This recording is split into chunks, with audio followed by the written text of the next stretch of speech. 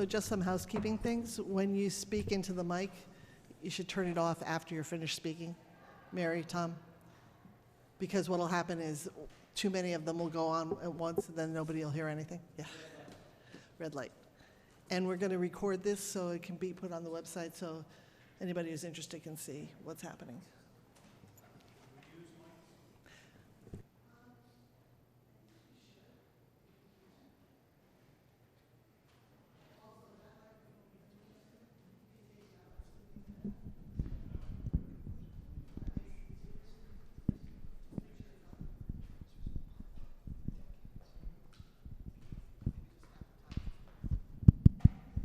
It's on.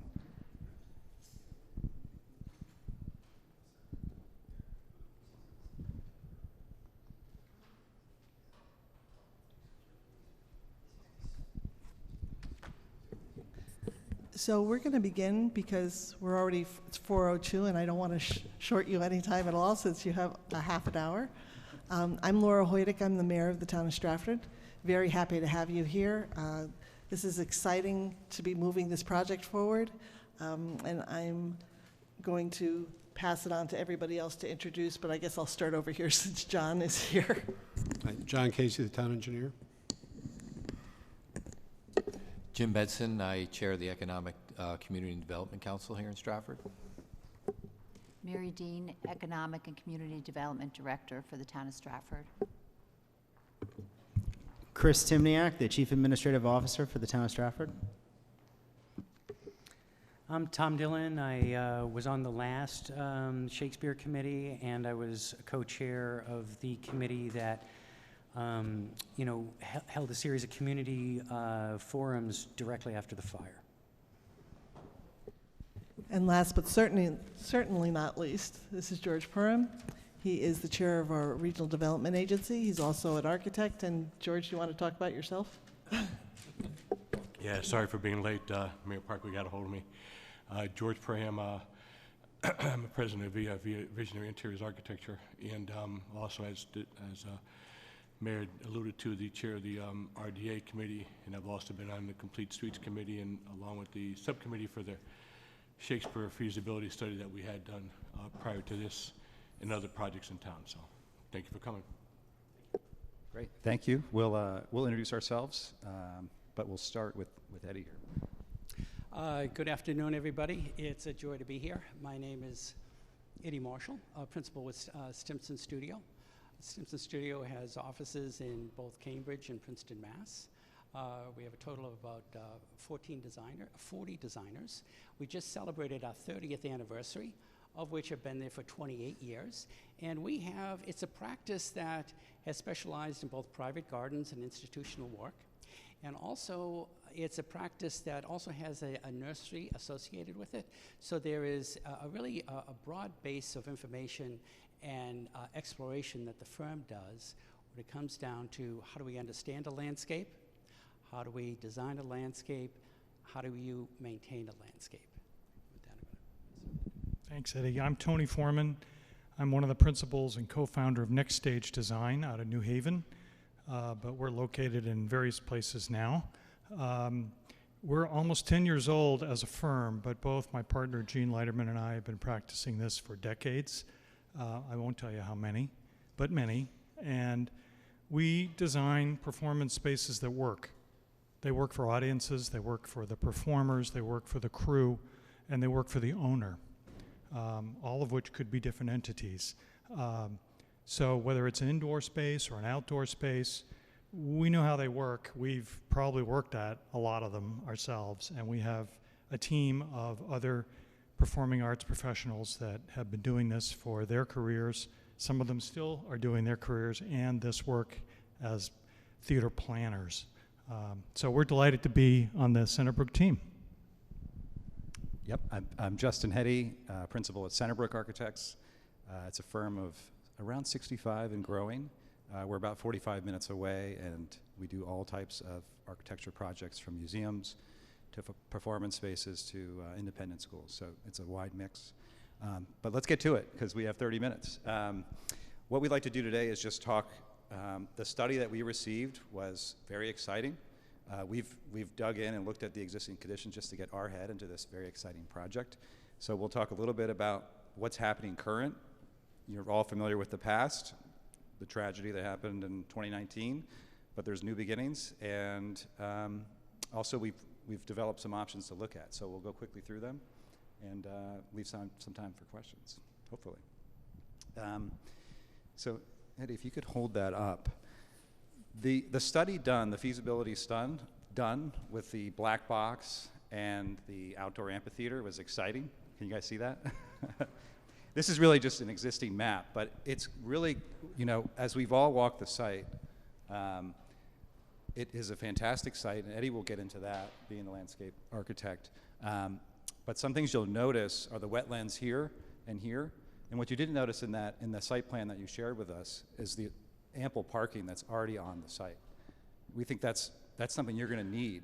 You know, with the existing theater, which was around 1,500 seats, if you have an amphitheater of similar size, it's outdoor, yes, but you're at least going to have 1,500. And you have that with the Shakespeare Festival, which you see the activities. These are really exciting.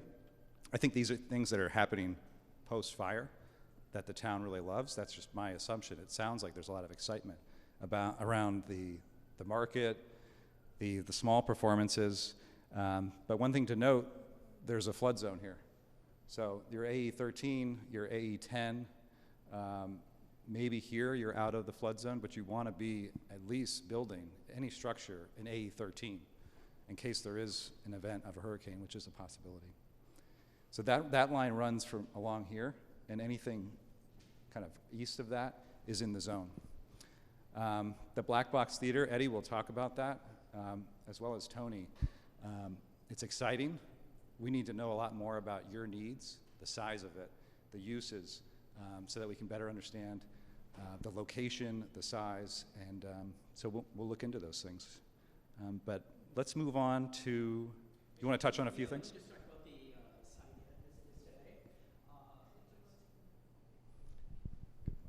Thank you. Just wanted to touch base on some of the things that are going on the site currently. This was my first visit to the site, in all honesty.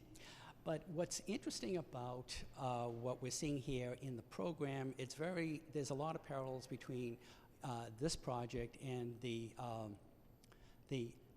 Mill River Park project in Stamford, in terms of wanting to have a park that's vital to the community, wanting to have a theater component, wanting to have a flexible space, knowing that we're not sure what we want to do in the future, but we want to have it active. We want to have this as a drawing card for the entire community to come in and see this. So when I look at the site today, obviously there's fantastic views over to the river and then off to the sound. Interesting kind of topography in that middle lawn. And what's just looking at how things work spatially, this is the approximate lawn size that we have designed that we have designed in Stamford. So there's some interesting kind of parallels going on. And also being mindful of kind of the practical things of what we need to have the park function. Things like parking that has been mentioned, things like the restrooms, things like how do you do ticketing, how do you kind of really make it functional. You know, it's great to think about what are some of the locations of the theater, but then we want to also drill down in making sure that we understand how you want this to really to function when a performance happens. Where does the cast come in? Where does the equipment come in? So there's we want to be mindful of both front of house and back of house. And Tony, do you have anything you'd like to add to that in terms of? Well, you already touched on front of house and back of house, obviously very important. Depending on what kind of performances you want, you have artists who need to come and go, you have technicians, you have equipment that comes and goes. How does that interact on a Saturday with your farmer's market or your Shakespeare market that's going on at the same time? So we need to look at that flow.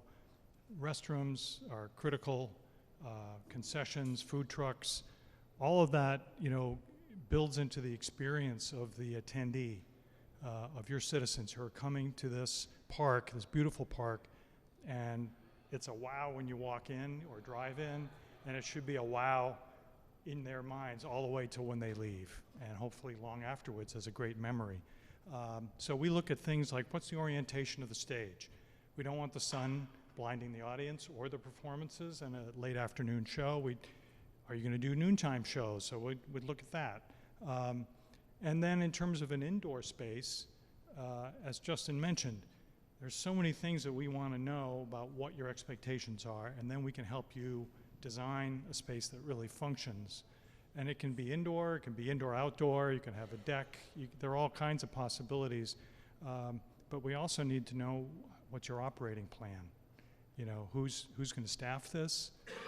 Is it all volunteer, which can be fine if it's, or is there a staff?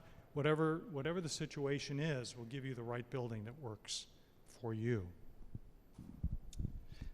Before we talk about workshops and how we're going to engage you in phase 1 of the project, I just want to show, Tony mentioned it, that one slide there. At Mitchell College, what I'm showing you here at the bottom is the black box. That's the current design. But it's not what's appropriate for you. What are the uses? What's appropriate for the site? At Mitchell College, there was a historic barn there, and we're using that barn for performances, for events, and it fits within the site, it fits within the program, it fits within the town. It could be a modern black box, but it could be a glazed, something that's a little more vernacular, that has a little more vernacular. So that's something that we're going to want to touch in the first. If you look in the book, I'm not sure what page.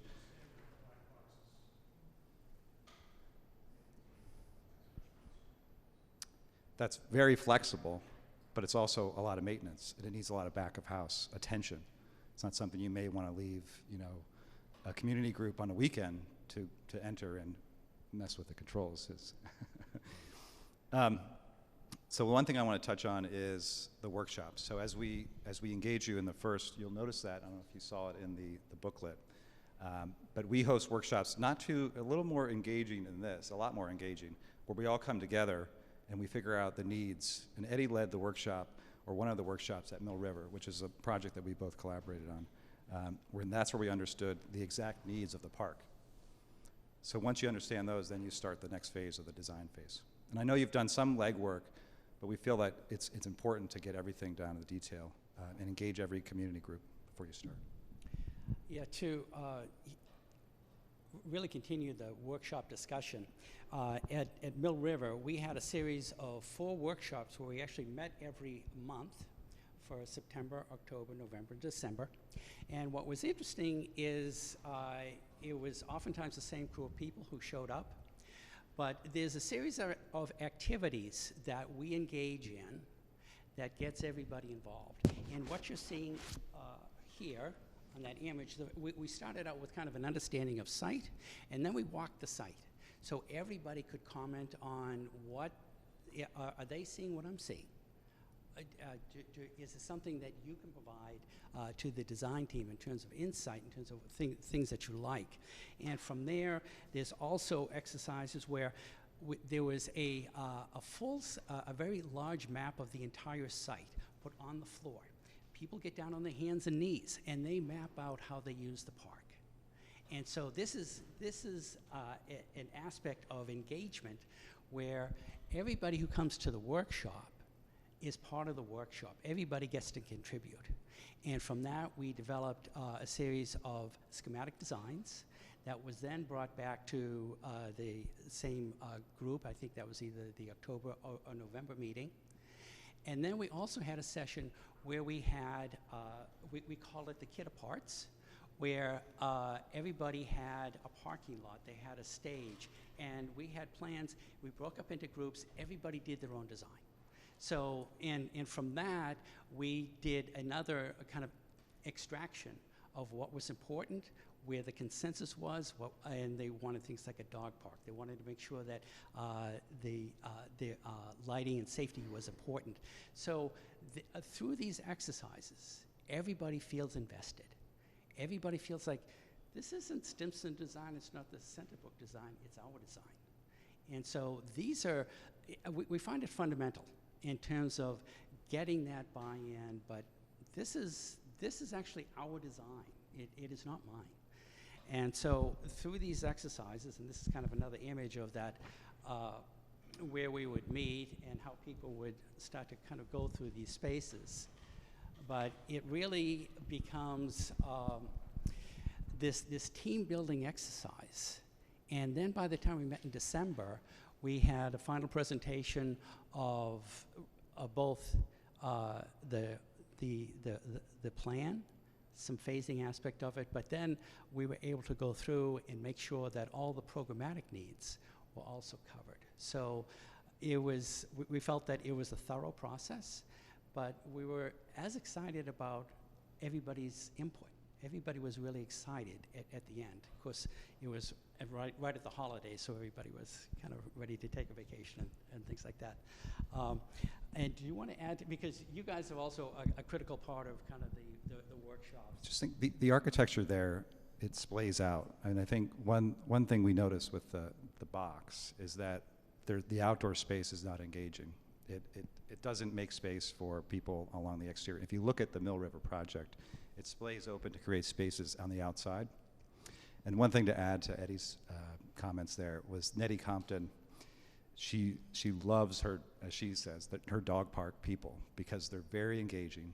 They visit the park through all times of the day, which really promotes safety. I'm not saying a dog park is on the, but incorporating all types of uses improves safety for this park. If it's happening just at one time, someone is there at night and alone, there's an element of not safety. So. Should we talk about Yeah. this plane? Okay. I'm going to try and bring this plane closer to everybody in a way that we can see it. So first thoughts on the entire site. We think of the entire site as really theater. It isn't just one area, it's one corner. Think of the entire property as a way of kind of engaging that spirit of theater. And when you first come in at the Black Box Theater, this is the current building. Even if that were to pull to the north just slightly, then you have the opportunity to have a courtyard in front of it, how space would start to spill out. So we want to think about what are these smaller interstitial spaces and really give them value. Don't just gloss over them, but these are really important. This is where people meet, especially, I have tickets, let's meet right in front of the theater. We have this great courtyard there, or there's a way to meet cast. So think of all of these different things that we can do on the site that really starts to engage everyone who comes here, and also so they come back.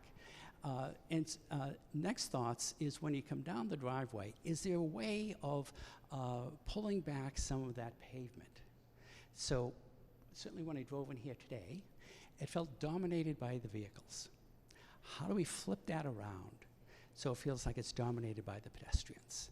There's some functional things that we had touched on earlier. So in this plan, you have a driveway that comes back that would be for that support vehicles and cast. We place the theater here, and I know this is just an early sketch, but it does give us an opportunity to think about what's the best orientation, size, scale, but at the same time, we want to make sure that whatever we're placing, we can service it, it makes sense. There's a safety component. I know at the project in Stamford, we had to make sure that we had a 20-foot drive lane, because if there is a major event and an ambulance has to get there, then we want to be able to get that ambulance in and get that person out. So again, it's that front of house, back of house, and there's a constant kind of thinking of that. And so in this option, we were looking at, can we take away that other part of that loop drive, open that up so the park in the landscape is more contiguous. I know there is programmatically thinking about a play area, but would we want to actually splay that out so it isn't just one area? Maybe it can be threaded through the park and through those trees.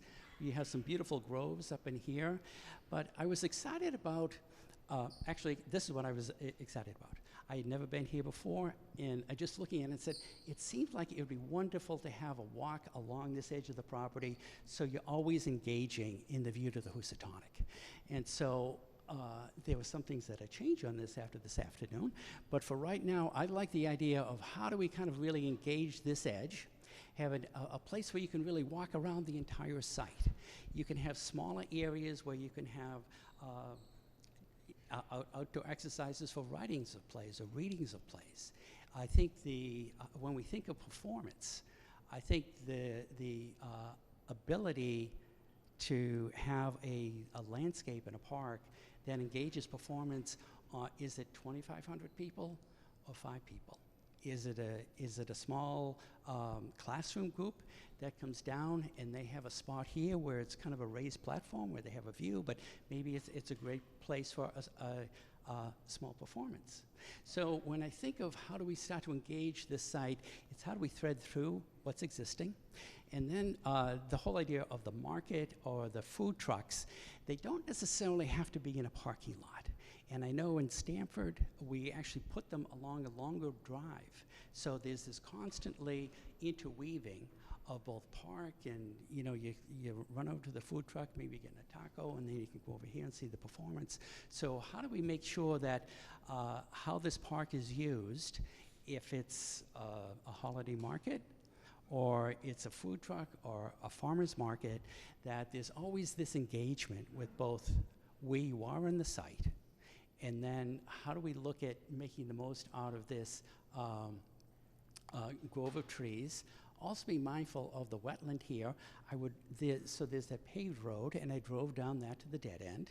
And what I would do is I'd probably keep that, because in terms of thinking about the vegetation with the wetland and the importance of wetlands, especially in an era of climate change and sustainability, I mean, we do want to make sure that people are aware of what this landscape is doing, and how do we have water come in a major storm. How does it leave?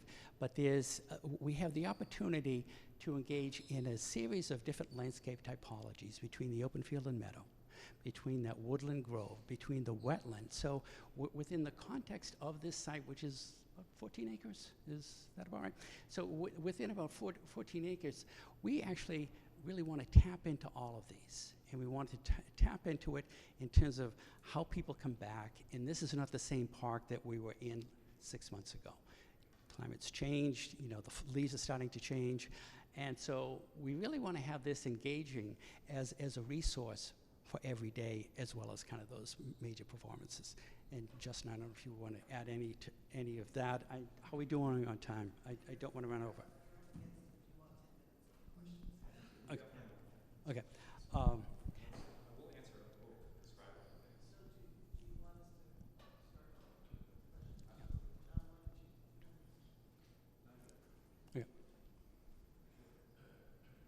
We don't have enough time for all my questions, but I'll give you one that we can probably answer. So I'm delighted to hear, sorry, I got a little bit of cold, that your understanding of the sensitivity of the site, and also your engagement of all the beautiful things about that site. So, and it sounds like you've already started thinking about, starting with a clean piece of paper and not accepting what we've given you. When you talk about the community involvement, as you know, we've spent a lot of time of all of us on this table doing exactly that. So that might be diminished a little bit, but to me, I think what ends up driving the ultimate design are going to be the restraints in the park and circulation. Mm-hmm. So from there, do you end up kind of reversing the effort of the program and say to us, look, this is how many people you can fit in the black box, and this is how many people you can fit in the amphitheater because of all this other stuff. And here's how it relates to the site and adores the site. So can you explain a little bit about, that process and, where we're giving you information versus you have to give us the information? Yeah, I'd like Tony to kind of address kind of the programming part. Sure. So the constraints obviously are there, and you know them better than we do. So we have to learn that. And I'm sure there are very good reasons for decisions and drawings and all of that. So we need to get up to speed on that, absolutely. But once we know what the constraints are, that's where our creativity can plug in. And I think we've got a lot of it between the three of us and our teams. For an outdoor performance, the capacity is a little more flexible than it is when you put it inside a building. What's, how many people are going to drive there? How many people are going to walk? We'll look at all of that and determine, I think that's part of what the workshops are about, is sussing that all out, hearing from you all, hearing from other members of the community who attend the workshops, to get that sort of baseline information, and so we can identify the constraints and then work among them. So I should just preface that one of the constraints that we have is we have $6 million. That was in the proposal. That was, very, very public.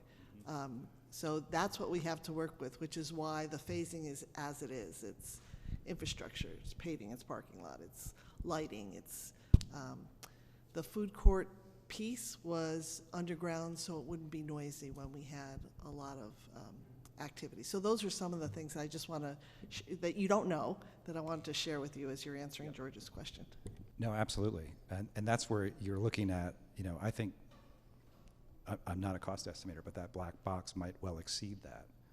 And so, but it sounds like you've done a lot of legwork on the workshops, and if we can access that information, we can skip some steps and dig down to more of the programmatic information that Tony's talking about.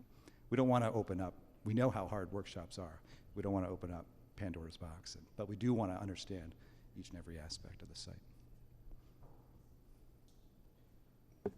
Hi, Jim Benson again.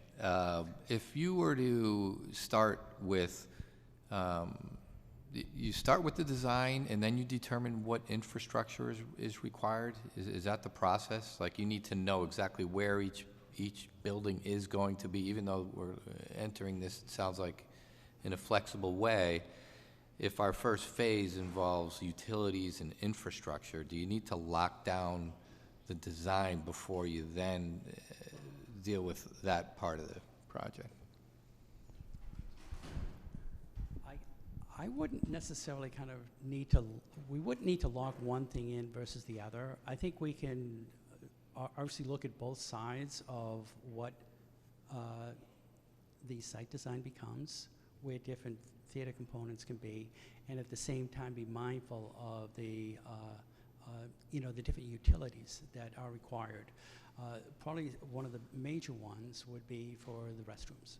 And so I think it is something that as we go through that design process, we are kind of exploring both sides of it in terms of making sure that by placing X, Y, Z component here, will that be an issue with the wetlands, or will that be an issue with one of the other components of the site? So I would think that it's not necessarily a either or, but we want to be understanding what are the opportunities and constraints on the site as we are looking at the placement of the programmatic components of the park. Does that answer your question? Yeah. Okay. I don't have terribly specific questions, so I will reserve the time for everybody else. I do appreciate many of the comments. I was listening carefully, and a lot of the things that I felt were important, you reflected without a question, so thank you. Okay. Sorry, go ahead. I know Chris has important questions, so I just wanted to ask, you have a very impressive group of sub-consultants here. Have you all worked together numerous times with the same group that's been discussed in this? Okay. Yeah, well, I mentioned that we've been practicing for 30 years. I think for 20 years we've probably been working with the folks at Centerbrook. So we actually have a long history. Okay, thank you. How are you? Thank you for coming tonight, and thank you for talking about the Mill River project in Stanford. I'm definitely going to look into that. Okay. How do you go about breaking down your compensation? Is it done through a la carte services? Is it done through the total cost of the project? How do you formulate your compensation? We would start with an overall cost of the project and then start to break it down into different phases through schematic design and then the different design phases. So we would, I think the understanding of what the cost of construction would be, taking a percentage of that and then breaking it down. Okay. And then, obviously, part of that is number of meetings, the level of engagement. So it becomes a much more of a fine-tuned exercise than that. I know if you want to add to that, Justin. But, Oh, I'm sure it gets more fine-tuned. yeah, so in terms of, you know, how do we work together as a team? I think in our proposal, everything would be kind of mapped out. So no one would want to have meetings, what the schedule would be, when we want to meet, and what happens at each meeting. So we want to make sure that although we map it out like it's a linear process, for the fact that it's a design process, we sometimes go back and say, okay, we were looking at this, we've discovered that, we want to make sure that we have to fine-tune this aspect of the site. So I would think in terms of compensation, our proposal and working with the design team here does break it down so you understand when and how the money is spent, and obviously the totals as well. Thank you. How would you be managing the project? Is one firm the lead?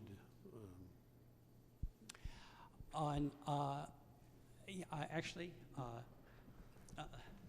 Justin's office would lead, but it's funny, we've worked so much together that kind of the lead part of it really starts to blur, if you will. But if you, I guess contractually, we are working for Centerbrook.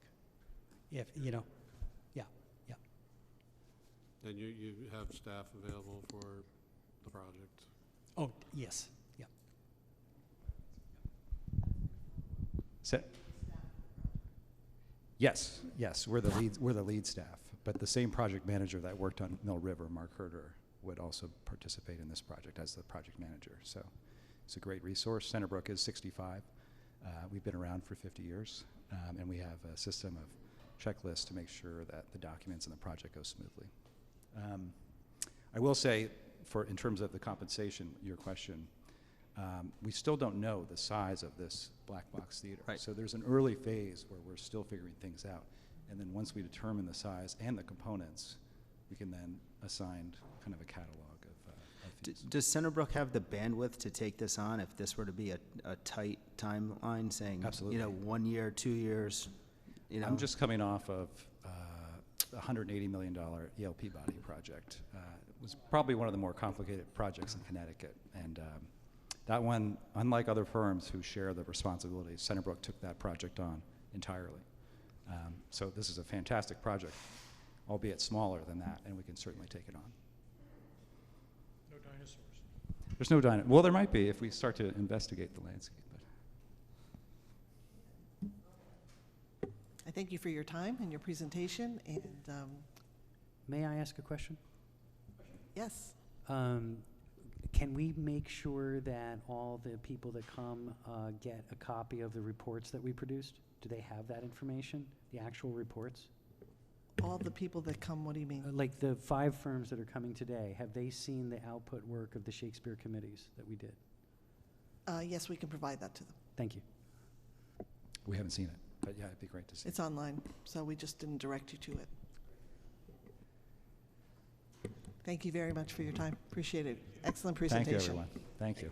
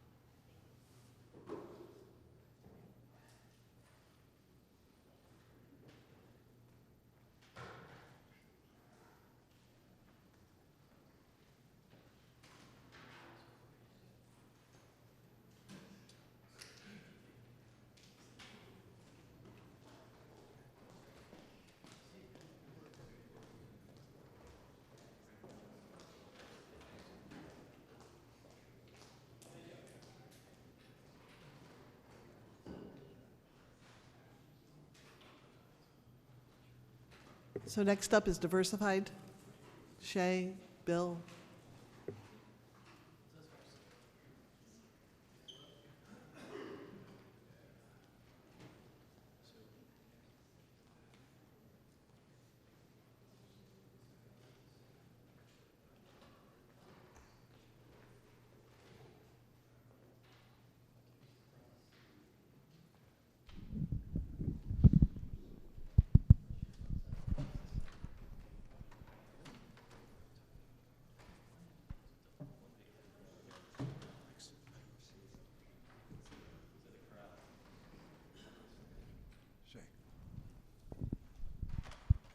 using this. Okay.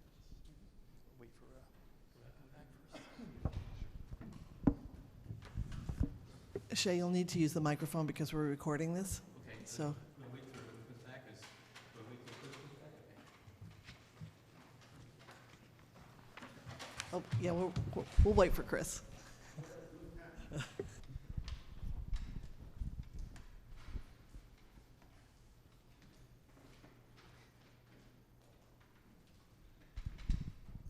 So not all of you were here when we introduced ourselves, but I welcome you to Stratford, or Bill, in your case again, to Stratford. Rob, it's nice to see you. And we'll go around the table and introduce ourselves. John Casey, the town engineer. George Perham, Chair of the RDA here in Stratford, and also President of VIA Visionary Interiors Architecture. Laura Hoydick, Mayor of the town of Stratford. Jim Benson, I chair the Economic Community and Development Council here in Stratford. Tom Dillon, I'm just a resident who's served on the last 2 Shakespeare committees, and I run the market that's currently happening at the theater site. He's not just, but Mary Dean, Economic Development Director for the town of Stratford. Chris Timniak, Chief Administrative Officer. Okay, great, very good. So this is Shay Atler. I'm with DTC, and this is our team. We have a number of folks with us. So I want to say, first of all, congratulations getting this far. I've been doing this for 33 years with government, and I've seldom seen an organization community come together like you have in this project. So I want to say congratulations getting this far. So, and we're happy to be there with you for that process. And in doing that, we assembled a team of not just professionals and organizations, but these are friends. We've worked together for 30 years each. I mean, we're talking about with each other. I've been to weddings of 4 of these guys in this group right here. We work together constantly. So we go back a long way. And not just people who are professionals, but they're the best in their fields. So when we're talking about landscape architecture and site amenities, Tom DeVella was president of the National Association of Landscape Architects. We talk about people who do things like acoustics. Peter Scandone is who they call the archdiocese, and he's someone that do churches and synagogues. We talk about Freelander, and when the Beatles needs acoustics for the Cirque du Soleil show, they call him. And we're talking to experts in their field. We all work together, so we're all friends, and we're here for you. And we came as principals. We talked about our proposal that we're here as principals, not just staff, meaning everything we do, we stand behind as owners, and we take it very responsibly. And so we want to talk about who we have here today. I'm Shay, engineer, 3rd-generation engineer, and I'm here to be the overall principal. And we got Bob Hammersley, who's going to be here for government relations and community affairs.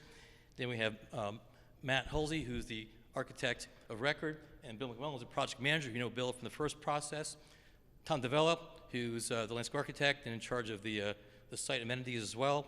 And then we have Bill Kennedy, who's doing the wetlands and the wildlife and so forth in the project. And then we have a number of other specialists doing the engineering, as well as my internal staff doing the facilities for regards to MEP, FP, structural, and civil as well. So the whole team's sitting right here in one corral. And with that, I'm going to hand this off to Bob Hammersley to talk about the project. And again, thank you again for the opportunity. My role also is the estimator.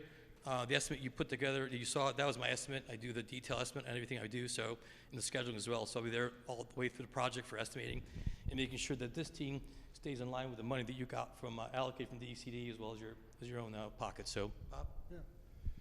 So good afternoon. My name is Bob Hammersley. I'm in charge of sort of the public outreach component of the project, acting primarily as a liaison between the town and the design team that sits out in the bullpen here.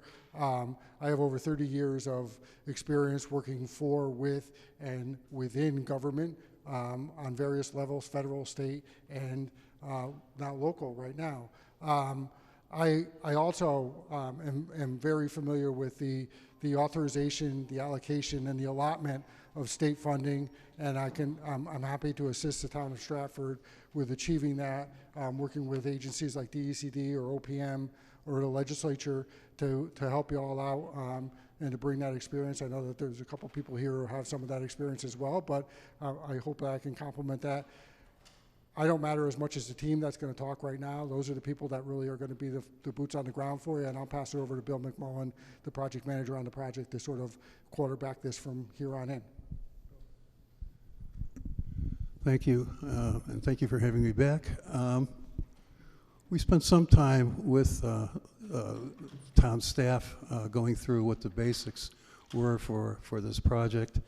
The town engineer was great to send me information that we requested at that time.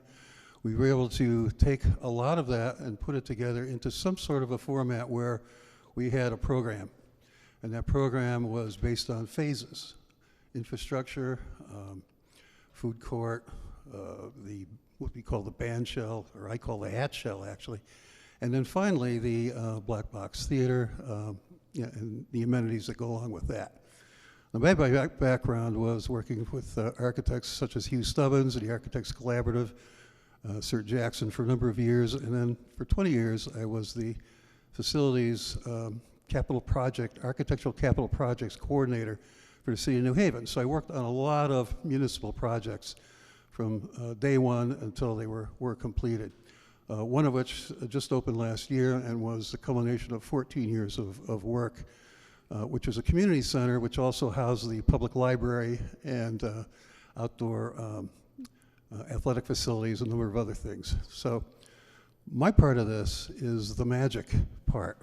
We've gathered a lot of information from town staff.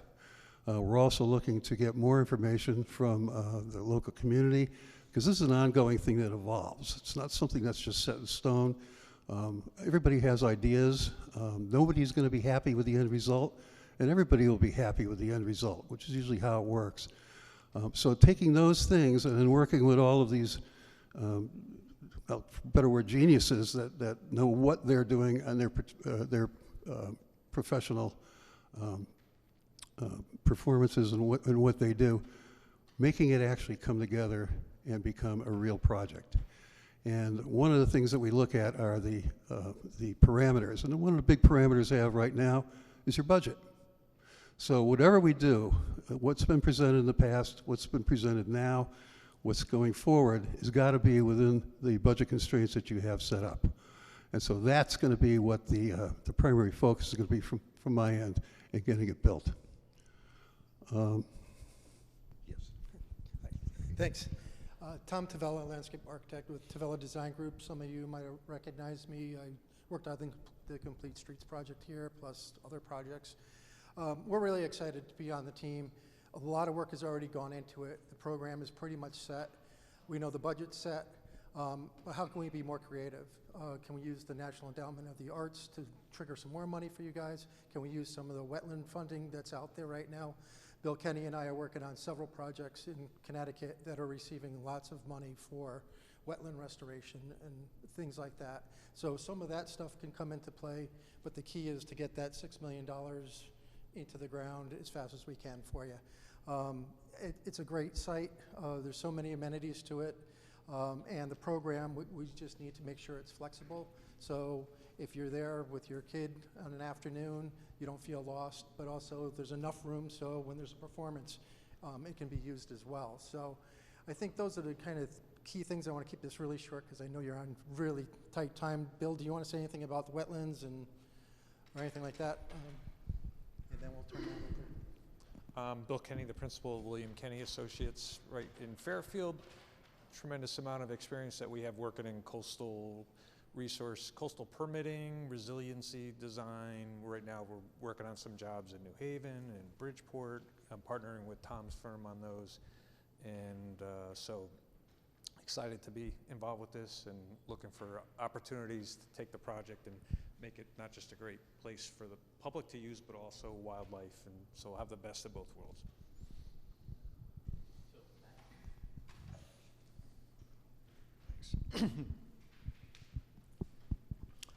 Hi, my name is Matthew Holtzley. I'm a founding principal of Margulies Holtzley Architecture.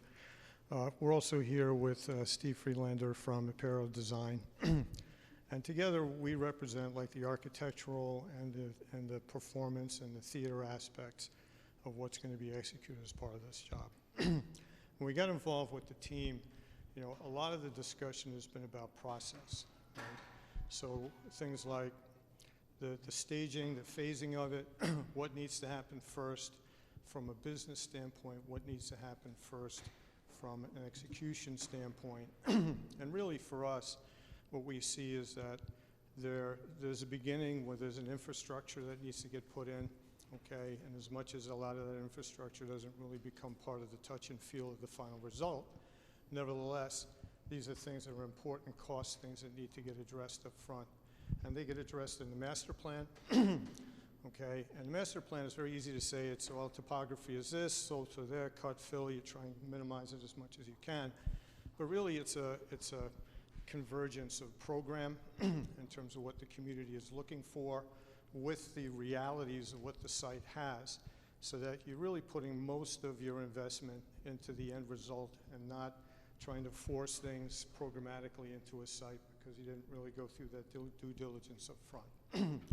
So, you know, from our standpoint, the team has been very clear all along that we have to solve the site first. So, and that goes to the infrastructure and everything else that goes with it. It goes with the environmental.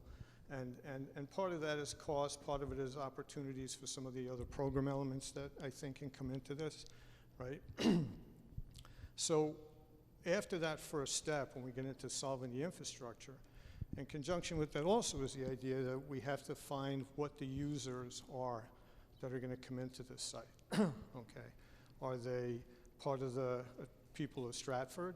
Is it part of some not-for-profit entities that are going to come in and then run programs, run the, let's say, the entertainment part of this? Because what they're going to do and how they're going to do it is really what's going to drive a lot of what happens to the buildings and the structures that we're going to build, right? And I think the key is that, you know, and this comes from Shay, like, we have to get it right, okay? Because if we get it right, and as somebody said, everybody in the community is going to like it, nobody in the community is going to like it, but at the end of the day, it'll be a successful operation where it's vibrant, you're bringing people into this site, and there's a community participation where everybody feels that there's an ownership stake that they all have. So now, with regards to the performance side, Steve and I, our two firms have worked together over many years, pretty much from our inception back in 2006, where we've worked on multiple different types of projects, you know, here in the U.S., abroad. Some of our initial work was actually the really, I guess, what you call like the cultural center of Doha, Qatar. We did the buildings. Steve's firm did all of the acoustics and the performance aspects of the design. And, you know, and I think some of the things about program and making sure you get it right goes back to those days, right? Like we were talking before about seating counts and how maybe we got those right, or maybe they didn't get it right in the beginning. So when we looked at it, there's really three components, right? So we have the outdoor venue, okay, which is really an outdoor space where you're going to have the flow of what happens in the community with some kind of a canopy or closure to be able to accommodate outdoor events. We have the existing building, which I think we were talking about, and the adaptive reuse of what that building is and all the nostalgia that goes with that. And then I think the last piece is this theater, this you know, whether it's black box or white box or whatever you want to call it, right? And in that theater, you know, as you go more and more into this, the cost commitments start to go up, right? And the theater itself, and an enclosed theater, to get that right, is probably one of the more important things, and it's something that really happens on the back end, right? So we could see in the phasing of this, it's like when the money is going to be the tightest is also when you're looking to program out what's probably one of the more expensive components of it. And that's why understanding this from the infrastructure from the beginning to the end, that's key. Because when you're going to put that exclamation point at the end of this whole program, you want to be able to have the dollars there, and not just initial investment, but even operational. You want to be able to make sure you got those dollars right so you can finish strong and you can put that exclamation point at the end of the sentence. To take off on what you just said, so one thing you may have in this packet, you can't really read it because it's very small, but the way we programmed the dollars was really upfront for the infrastructure piece. So we thought that getting the infrastructure right first to take care of subsequent phases was very important. So everything from the stormwater management to the sewer, utilities, electrical, all is very important for phases 2, 3, and 4. So this is why you see phase 1 being very critical in terms of getting it right, getting the permits correct, getting the offsets and the setbacks, getting utility companies involved here early on to make sure we get support so we can have a good infrastructure for the rest of the phases going on. So that's why you see a lot of the money programmed in those phases. So phase 1 takes care of a lot of the infrastructure for phases 2, 3, and 4 too. So we did it that way on purpose, so we can have something ready to go to in the event that money does hit you at the right time, you're ready to go, and you're shovel ready. And speaking of being shovel ready, we've already taken the opportunity of taking these drawings that we have and put them in Revit. So this whole model we put together is already in Revit right now. We've already done, Revit is a three-dimensional tool by Autodesk that does designs, what architects, engineers design in. So basically it's a working model that we have that we can play with and modify and create the vision that you all want with it. So, it takes sometimes weeks or months even to create a good Revit model. We've got it done already. So we're ready to hit the ground running right now because we've already done it, because we want to invest that time in doing it. So we've already taken the opportunity. You can see some ideas we put together. For example, we took the model and we're playing with ideas and textures and colors and so forth. Again, nothing here set in stone because basically it's your vision that we're going to execute. So the good news is we have the infrastructure to get it done, so we can hit the ground running. When you say we want it this way, we can play with things and work with your people, because obviously you've got professionals like George, who's an architect who knows how this business works. You get some good leadership involved, and yourselves as well. You're very attuned to how infrastructure works, having run a community like you do. So we do have the tools ready to go. We have the budgets in terms of how they're allocated and what the space are going to look like. But really, we're going to take a lot of lead from the community, because we're really looking at this as a community-based asset to utilize how you want to utilize it. So, and they may morph over time, but that's really something you're going to give us a lead on, and that's what Bill's going to be here to capture and kind of drive the rest of our team. So I'm not sure. Wetlands also. We do have a wetlands issue and a pond on site too. Those aren't obstacles. Those are assets, in my opinion. Those are opportunities to look at ways to utilize it and incorporate that into the infrastructure. This is it a teaching opportunity. Can we have biology classrooms come in and science classrooms come in and learn how ecosystems work? Can we have signage on the site to look at how these things operate in situ? Can we make this whole thing a learning opportunity for kids in the community? From the design process to the to the construction process. On past projects, we've incorporated school systems and have physics classes come and design beams to show how a beam works, and actually learn how that works with physics. Have physics classes come in and learn. So this could be a great little let's say experiment for schools as well, to get them incorporated into this project. So I think it's very exciting. You've got a great site, and you know that. So, and you've invested in it, and I really appreciate the opportunity to be here. So. Bob, anybody else want to add anything? So at this point, again, thank you again for the opportunity, and thanks for letting us be here. And again, we'll answer any questions you have.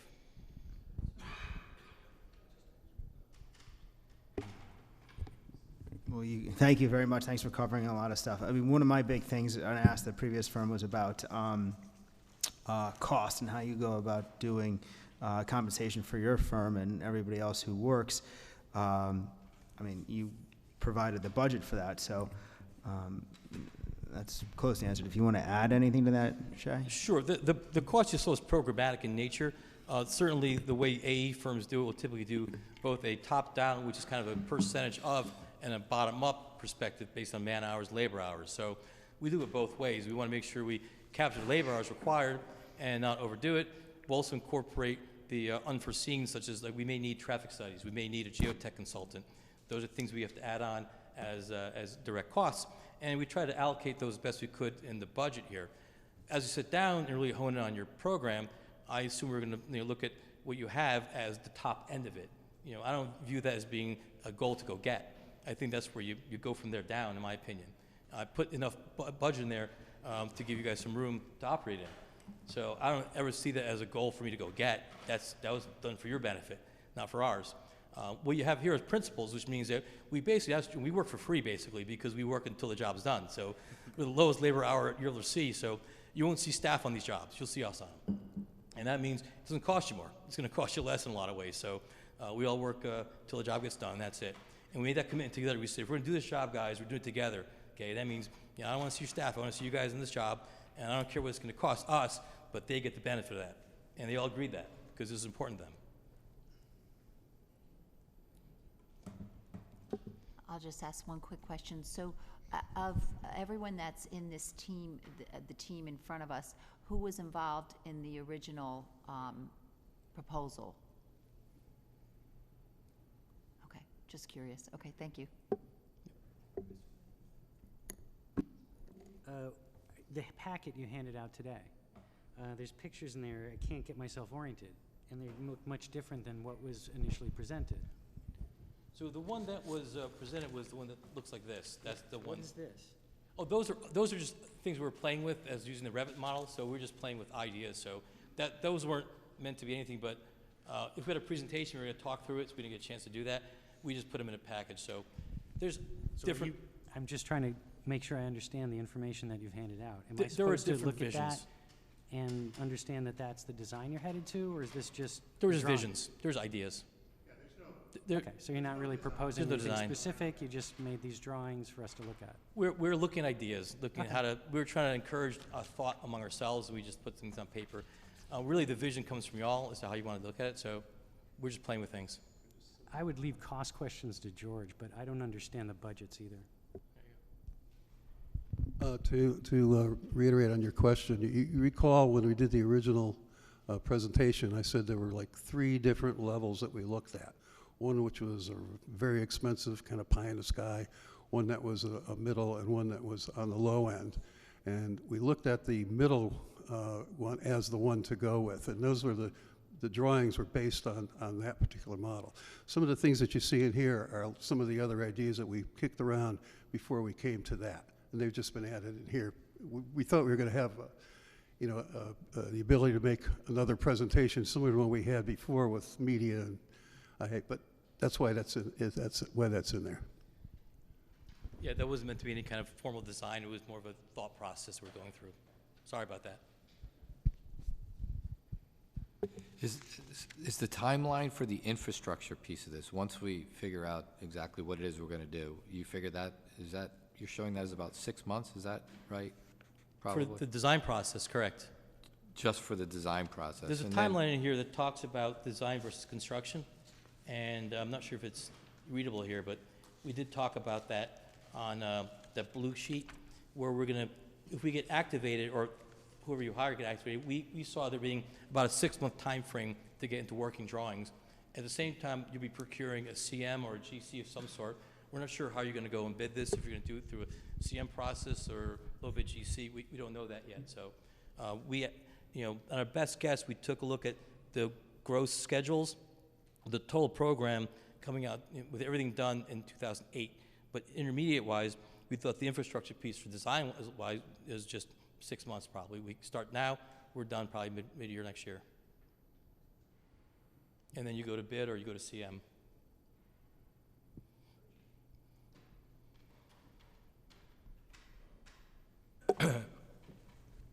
So my question is sort of complicated only because my big concern is the budget. That site is really complex, as you know. There's a lot of wetlands. Infrastructure is probably non-existent to what used to be there for Shakespeare. So my concern is your budget allocation.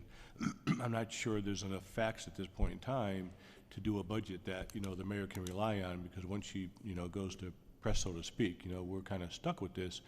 So I've got a concern that we might be going down a little bit of a slippery slide with that budget. So I didn't have time to read the entire thing, but what do you have, if anything, for contingency, and what do you think could be components that could either send this, more north than what it already is? And along with that, as part of that conversation, does that infrastructure cost include the ideas or the understanding of the other phases, or is it just strictly for the black box and what's required for that?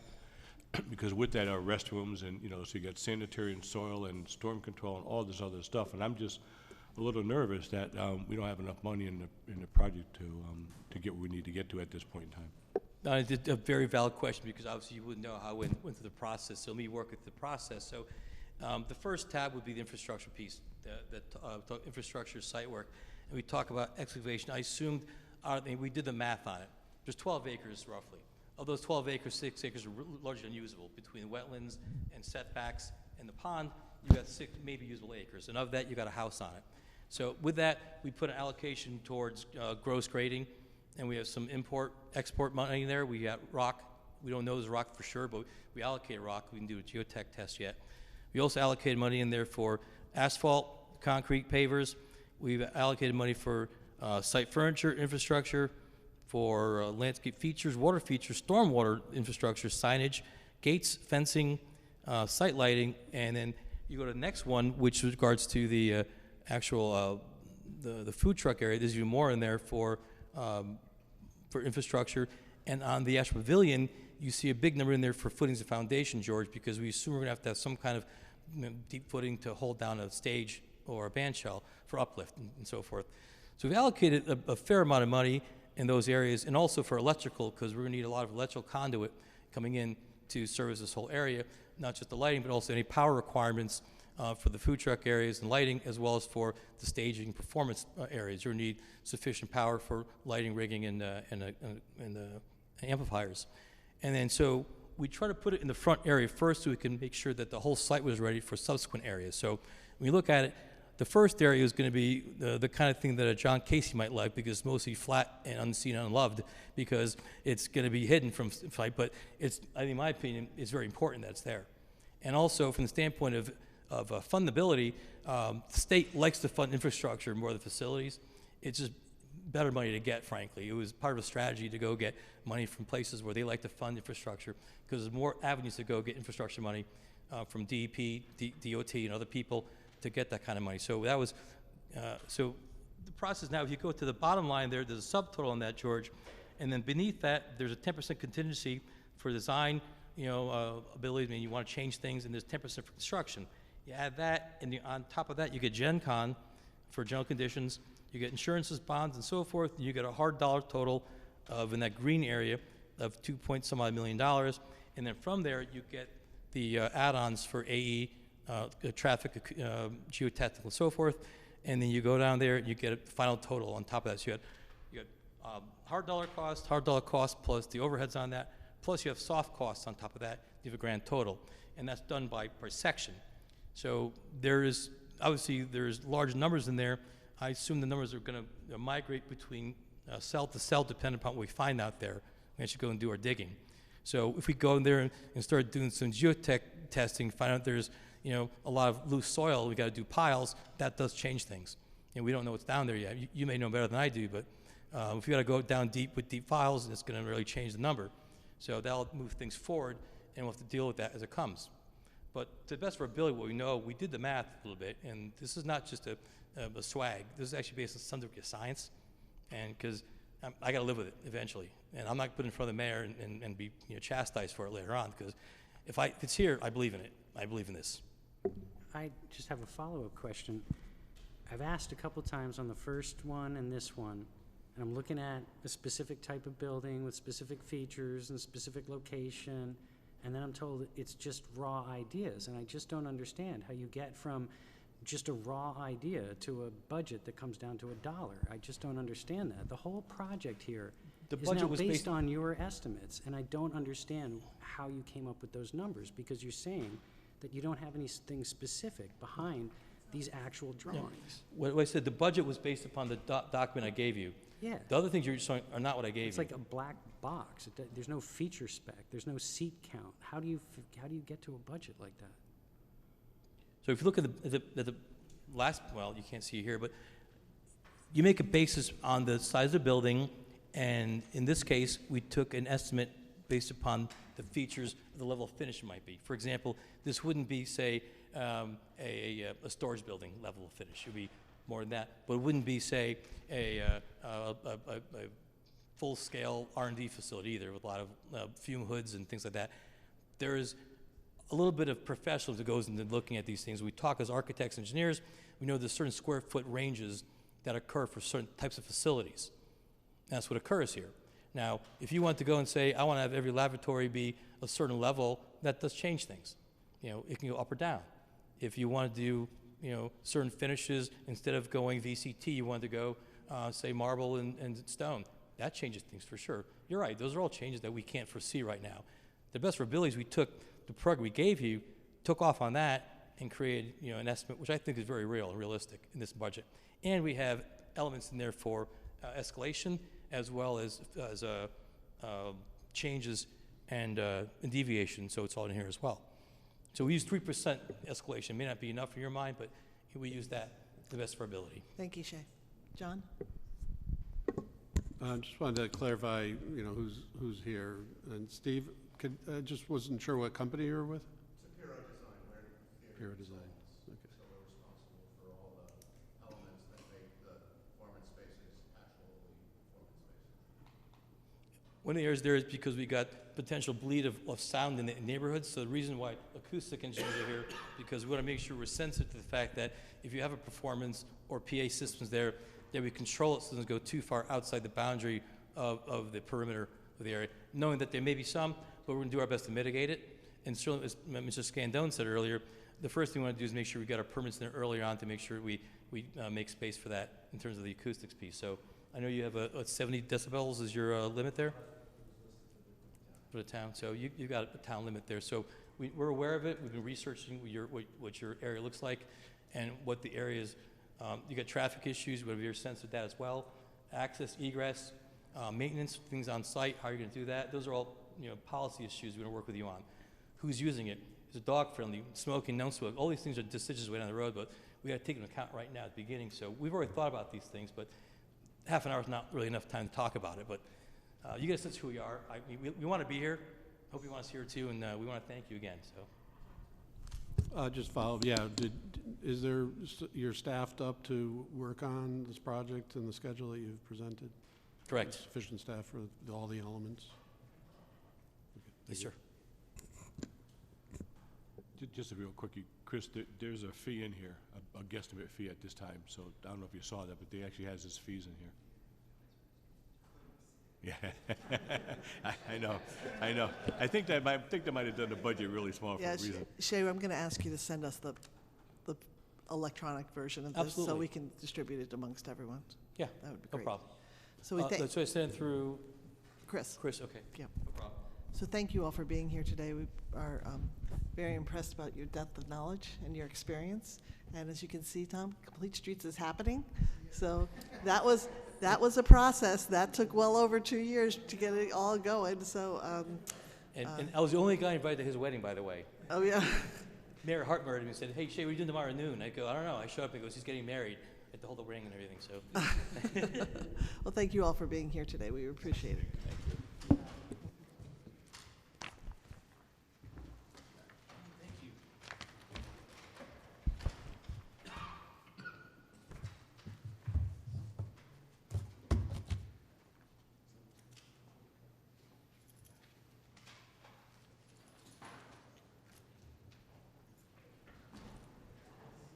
So next up is GWWO.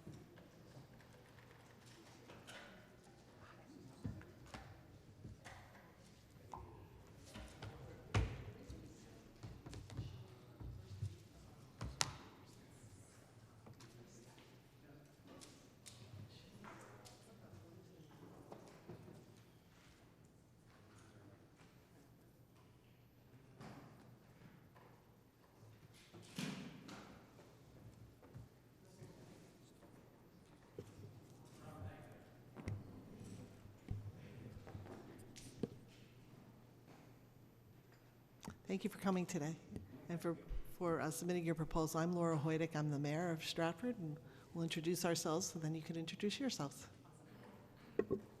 Hi, I'm John Casey, the town engineer. George Perham, chair of the Regional Development Association here in Stratford, as well as principal of VIA Visionary Interiors Architecture in Norwalk. Hi, Jim Benson. I chair the Economic and Community Development Commission here in Stratford. I'm Tom Dillon. I'm a resident. I was on the last 2 Shakespeare committees, and I run the market that's happening at the property now. Hi, I'm Mary Dean. I'm the Economic Development Director for the town of Stratford. Hi, Chris Timniak, Chief Administrative Officer for the town. Great. Thank you very much for having us. We really appreciate it.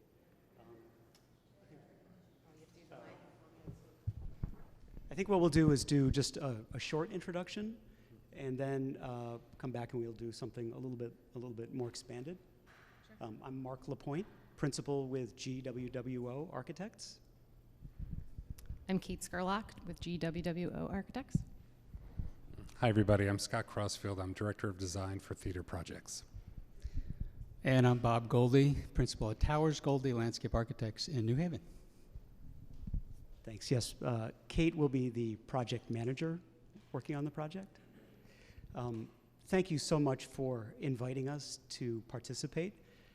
This project really is at the intersection of what we do. We do cultural projects that involve parks, theaters, interpretation, and historic preservation. And when we were thinking and talking and sort of rubbing elbows today about this project, it really came to the forefront of my mind. This is what we do. We live and breathe this project, and we are so very excited to be a part of it. GWWO started in 1990 with some contracts with the National Park Service, and we've been working with the Park Service ever since, so 30 plus years, giving us a vast amount of experience working in the parks realm, and we've parlayed that into other park settings, local, municipal parks, parks around the nation. And so this is one component of that, the park side, and for sure, over my career and GWWO's lifespan, we have a rich portfolio of work in the performing arts, music, amphitheaters, theaters, black box theaters. So this is right in our wheelhouse and in our sweet spot. I personally at GWWO exclusively work on parks and theater projects. So I'll be bringing, 30, almost 30. I know I don't look that old, but my hair might belie me. Bring about 30 years of experience in those components to the project. Certainly more recently, we've been working more and more in coastal areas. Certainly flooding and rising waters are an issue that we know about, and that's something that we've been dealing with in a variety of different ways on different projects. So with that, I'm going to turn it over to Kate for a little bit more. Sure, I'm gonna have to step around you, I think. Like Mark said, I'm gonna act as project manager on the project for GWWO. I'm a senior associate at GWWO. I've been there for 12 years, maybe longer now. But my role as project manager will be to make sure I manage the process. I'm your direct point of contact day to day, and I'm gonna be managing our team of consultants. So as Mark said, this is right in our wheelhouse. It's what we love to do. And we've also put together a team of experts that really also plays into that support role. So we have, not with us today, I will let them introduce themselves too, but we also have CES for mechanical, electrical, plumbing, engineering, Langen for civil engineering, Michael Horton for structural,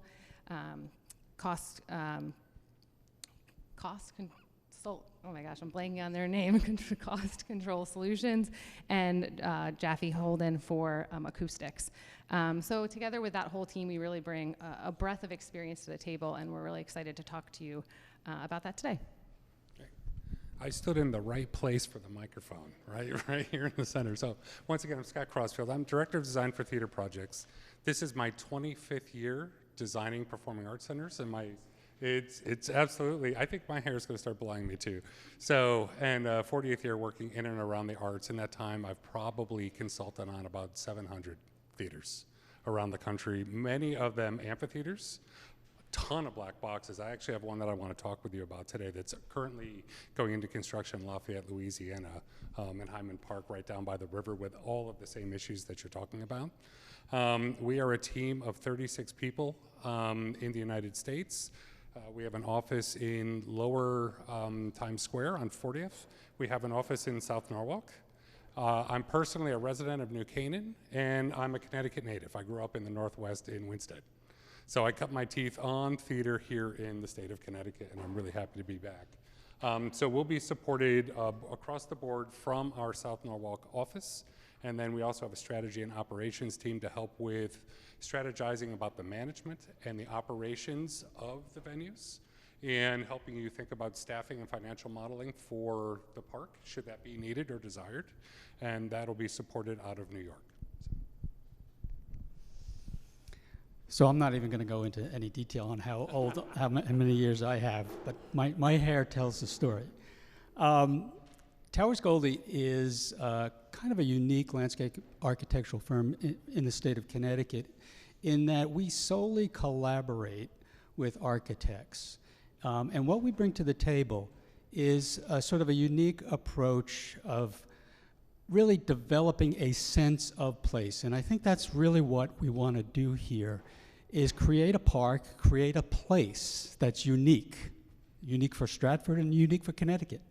And it would be our role as landscape architects to work with the whole architectural team in developing, coming up with unique solutions. We know you have, obviously we know you have a site, and we know there are constraints on that site. Our job is to develop and uncover the opportunities for that site. We're going to get into the details on what we think some of those are, but in short, that's what we would bring to the table. Thank you very much. So what we thought we would do is really look at some of the hot button. So we've been rolling up our sleeves back in the office, thinking about projects that we've done that have either a similarity or might have aspects to come to bear here.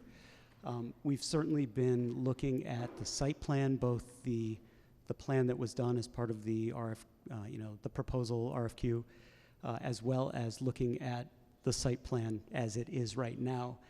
And we have some thoughts, and we have some hot buttons that I'm sure you've been thinking about. And really they, I think, start with the planning process and how the community is engaged. Certainly there's a lot of historic memory on that site with the historic building that isn't there anymore. Not sure how much is invested in the White House that's at the corner. That'd be interesting to hear. I believe there's probably administrative offices in there now, but I'm not sure. It's empty right now, or? Yeah. It's used rarely. Rarely. But it's been renovated. So I think I'll probably turn it over to Kate to talk a little bit about the planning process and how we engage the community and you to really understand what's going on and coming to consensus. Sure. So as Mark mentioned, we work across the country in various different cultural institutions and park settings, and oftentimes we are, not often, in every project we're working with that unique community, and with each unique community becomes a unique solution to how we want to engage with that group of people. So we have done any number of different approaches, and we would work with you to figure out what that is. No one size fits all with engaging with the community. So we have done any number of things, from surveys to websites to in-person charrettes and information sessions to much more formal presentations. And that would be part of the process to figure out what is the right level of engagement, how to make sure that we get those groups involved. And how do we engage them throughout the process so that it's not kind of feeling mysterious. So Kate, could I interrupt you for just a second, please? May I? So we've done a lot of this already, so if there's already a base level, how would you go from there? Right. We would first learn all about what you've already done, and then read through that information. If it's survey information you've gathered, meetings you've had, we would kind of do our homework, if you will, on researching that, and then figure out with you what would be the next step. Is it setting up a series of meetings? Is there a working group that you have that represents different organizations that would want to be involved, or you want to have involved in the process? And then we would really fine tune it to that. It could be as little or as much as is needed in terms of the process. Right now, I don't think we know enough about what you have or haven't already done. I know there's a history of information that you've been working on for years, right? So we would learn all that and then craft it towards that. And then along with that, I think a lot of times there's a lot of misconceptions over what the project actually is. And sometimes really our role is just making sure that's really clear about what is part of this project, how it's phased, what isn't part of the project, because sometimes when there's misinformation about what's included or what's not, that's where challenges arise. And so part of that is the programming phase, and I know you guys have already done some of that, but as we get into it, we find that to be a very important role in the really early on, being able to benchmark against our breadth of experience and other, similar type facilities, so we can really right size what needs to happen from a building programming standpoint. And I'll let Scott talk a little bit about that from a theater standpoint. Absolutely. So, I mean, this is kind of what we run into on almost all of our projects, where there's a lot of excellent work that's come ahead, and one of the first things we need to do is understand, hear it from you, and then sometimes push back, right? Understand, right? Really test and compare it to other projects that we have. Then work with you with refining the program, right? What are the spaces that are going to go in and go out? Test the premise and what we call right sizing. So we have an extensive library of projects that we can actually illustrate the different ways to do, to build the spaces that you're looking to build, right? And which ones are more expensive, less expensive, larger, smaller, why you would do some a certain way, why you would do some a different way. And then we would also hopefully grab our strategy and operations team and have them talk about, okay, now what's that mean in terms of staffing down the road for you? And what's that mean in terms of, FTEs, full-time staff? What about part-time staff? What about volunteers? How would you manage? We have a team that actually works with programming performing arts centers, so actually bringing content in. So one of the things we would want to do is pull them in for a session and talk about all the opportunities, look at other venues in the area, which ones are compatible, which ones actually are competitive, and how that might affect you in the market in terms of the product that you may want to bring in. And then look at, okay, based on the product you might want to bring in, the types of shows, the type of events, what's the best use of your dollars and the best mix of architecture to achieve that goal? So, if that's clear. So on our end, on the site planning end, obviously the first thing that we would want to get into is a really fully developed master plan for the site, because we understand that 100% of this you're probably not going to be able to do in your first phase. So an understanding of what the site can hold in terms of your aspirations, testing for capacity. Before we get into any detail about exactly where buildings are located, what size they are, I think an overall detailed site master plan is really critical, and testing that against budgets.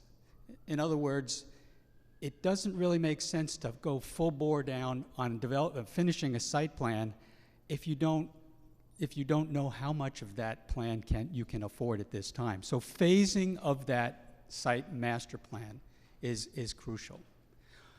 So when we develop that overall master plan, I mentioned the idea of the aspirational idea of a sense of place, developing a unique place. That's sort of one avenue that we would be heading in. At the same time, we'd want to look at some very, very practical nuts and bolts issues, like, for instance, parking. You have an aspiration to put some significantly sized facilities on here. Where are we going to put all the parking? Is the parking going to be remote? If it's remote, how is that going to function? If it's going to be on site, that's definitely going to affect how we can implement, how we can allocate the different park areas. And it'll obviously impact on this sense of place. So looking at both the aspirational aspects of this unique place at the same time as we're looking at the very nuts and bolts issues of the site and what the carrying capacity is where we would start with the rest of the design team. Yeah, thank you. It's as we were rolling up our sleeves today, looking at this in greater detail, we were waiting for Scott to arrive. He comes in and looks at the plan and says, the sun is going to be right in the performer's eyes. So we have some interesting thoughts, not interesting, we have some very pointed thoughts about the plan that was done. We're in a vacuum. We don't know what was done, how, by who, whatever. But we do have some thoughts specifically about the pieces that we see and can respond to. The black box theater, we saw in the news article that I think the intent is a 500-seat black box theater. That is not a 500-seat black box theater, just looking at the square footage. We have some ideas about potentially how the site could be laid out in perhaps an honorific way to the old theater that isn't there anymore. We would love to hear from you if those ideas are in fact valid. Do we want to honor the building that was there? Maybe some people don't want to honor it. So those are some of the discussion points. But I think if you could talk a little bit about the plan related to the pieces, the pavilion, and then I really like that Auburn project, if you could talk about that a little bit. So there are two projects that I would love to discuss. So the first is the one I referenced earlier. It's in Lafayette, Louisiana, in a park called Hyman Park. Hyman Park, during segregation, it was the historically African-American park, and in fact, during segregation, you were not allowed to go to other parks. Those days are over, and they brought us in to basically make this park something fantastic, celebrate its history, give it a brand new bandshell, and then basically modify the park so that it could hold 2,000 to 3,000 people for outdoor concerts. There are two artists in particular from the community that they wanted to make sure it would accommodate. So one is Mark Broussard, if you know Mark's work, and the other is Cupid. And you might know Cupid, but your kids know the Cupid Shuffle. So we had to make sure that their tours could come off the road and serve their community where they grew up and where they've performed.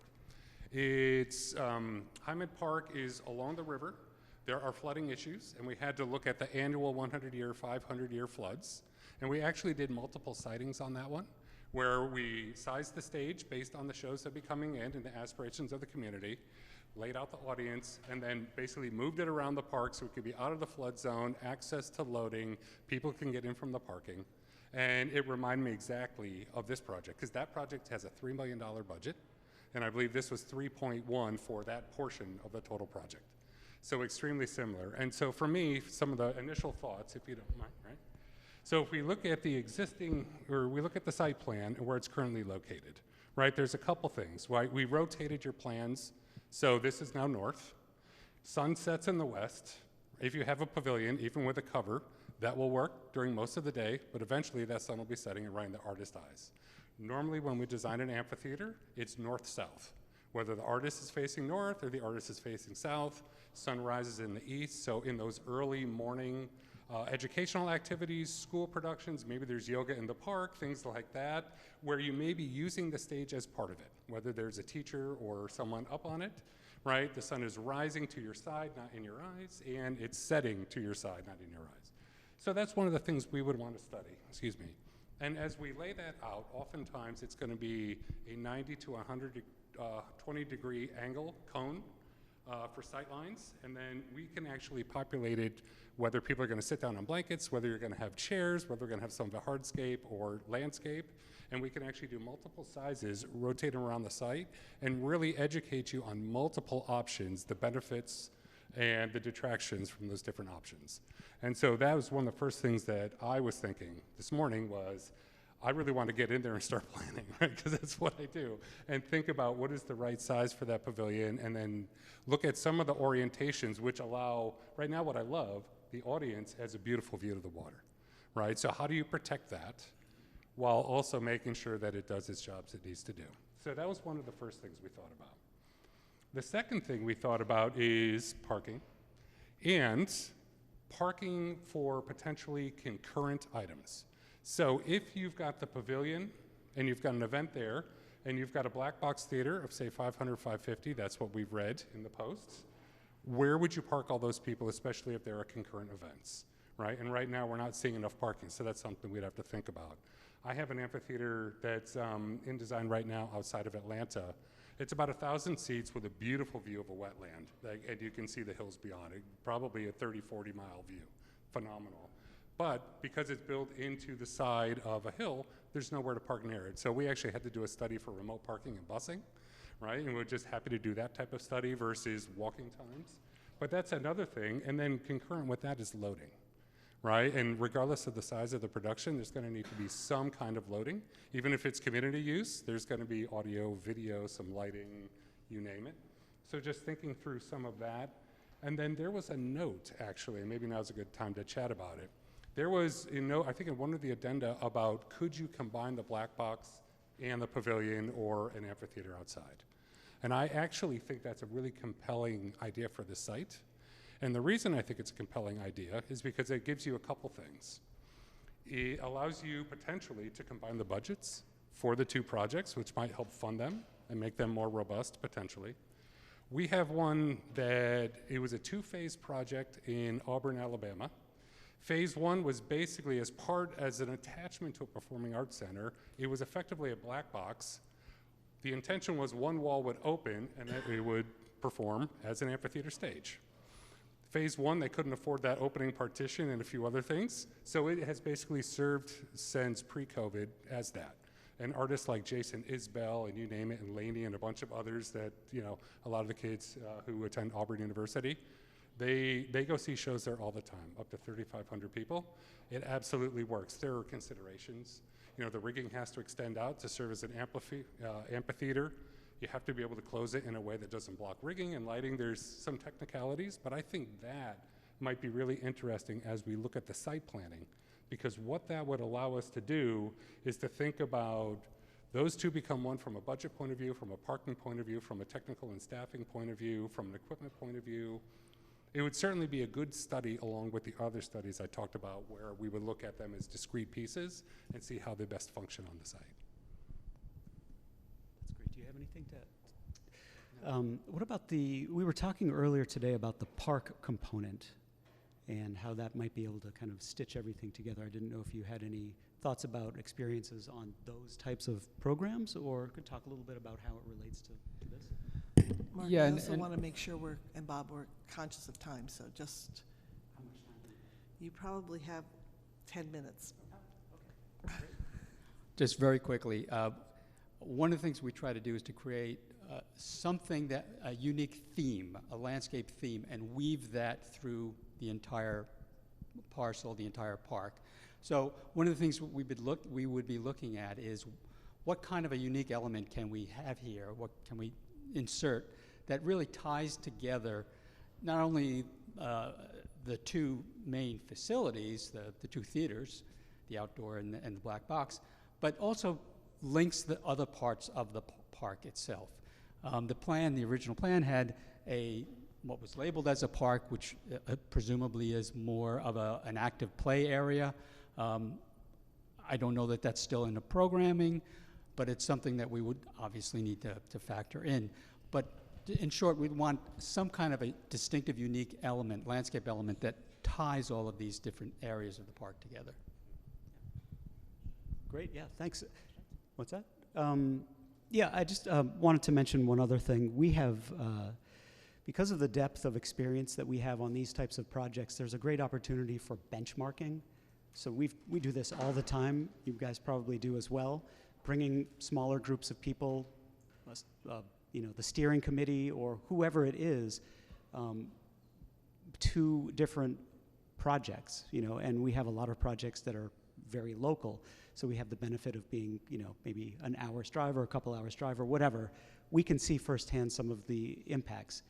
And for sure, benchmarking via, clicking through a PowerPoint, this is what we did here, this is, can you imagine this on your site, is, as we were preparing for this presentation, the idea was that we would be doing some of that benchmarking already by looking at projects.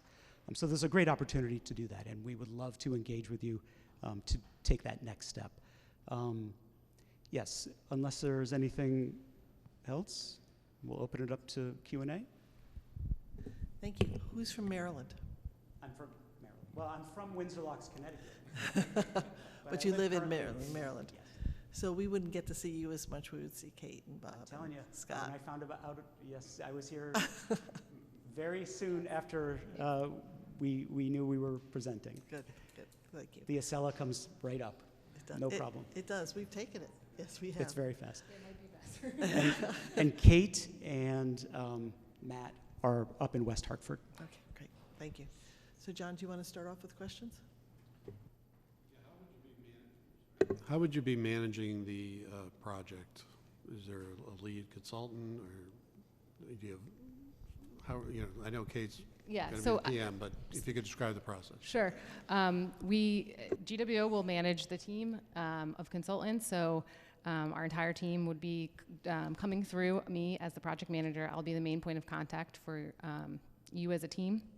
And then as we would get into it, we would define, you know, what level of service you want from each individual consultant and sort of really fine tune that. You know, I could see that Scott and his team might be really heavily involved during the early stages and then, you know, be side by side with us, and other consultants might not pick up some of their work until we get a little bit further into it. So, but all of that will funnel through me as the main point of contact and our GWO team, and we'll work kind of seamlessly with our consultants. Just go ahead. I do, yeah. And staff-wise, are you staffed up in Connecticut for? Yes, with the exception of Mark. And we have obviously a full team of folks also from Baltimore with a breadth of experience. So we will tap them, but your day-to-day contacts will be in Connecticut and right close by. Yep. Okay, thank you. You answered most of my, every time I wrote a question down, you happened to answer it, so kudos to you. But all I want to know is, where's Chris? Chris is in Baltimore right now. He just couldn't make it on short notice, so apologize. Thank you. Very quick question, just your concept about combining the black box and the amp, does that mean you would have one building that is not either an amp or a black box, but something different? I just want to understand what It would that be, idea was. It'd be one building that does both. So the example I talked about at Auburn, that was a full-on black box theater.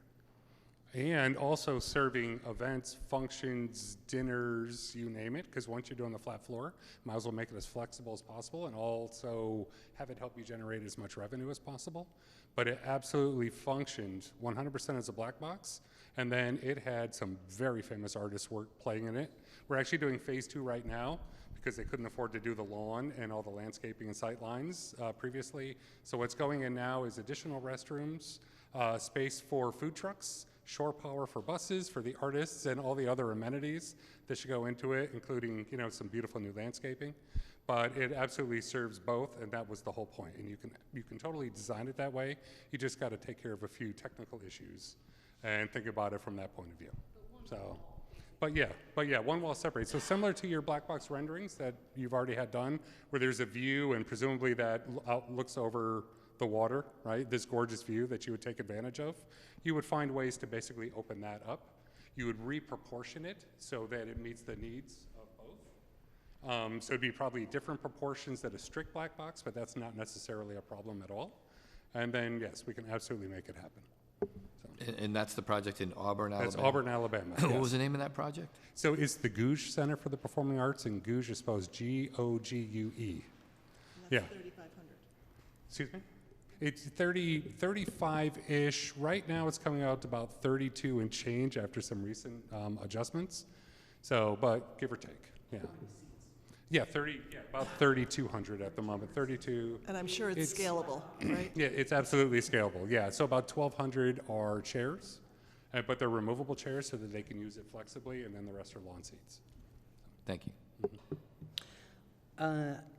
I'm sorry, but I missed, is one of the representatives from Langen here? No. Okay.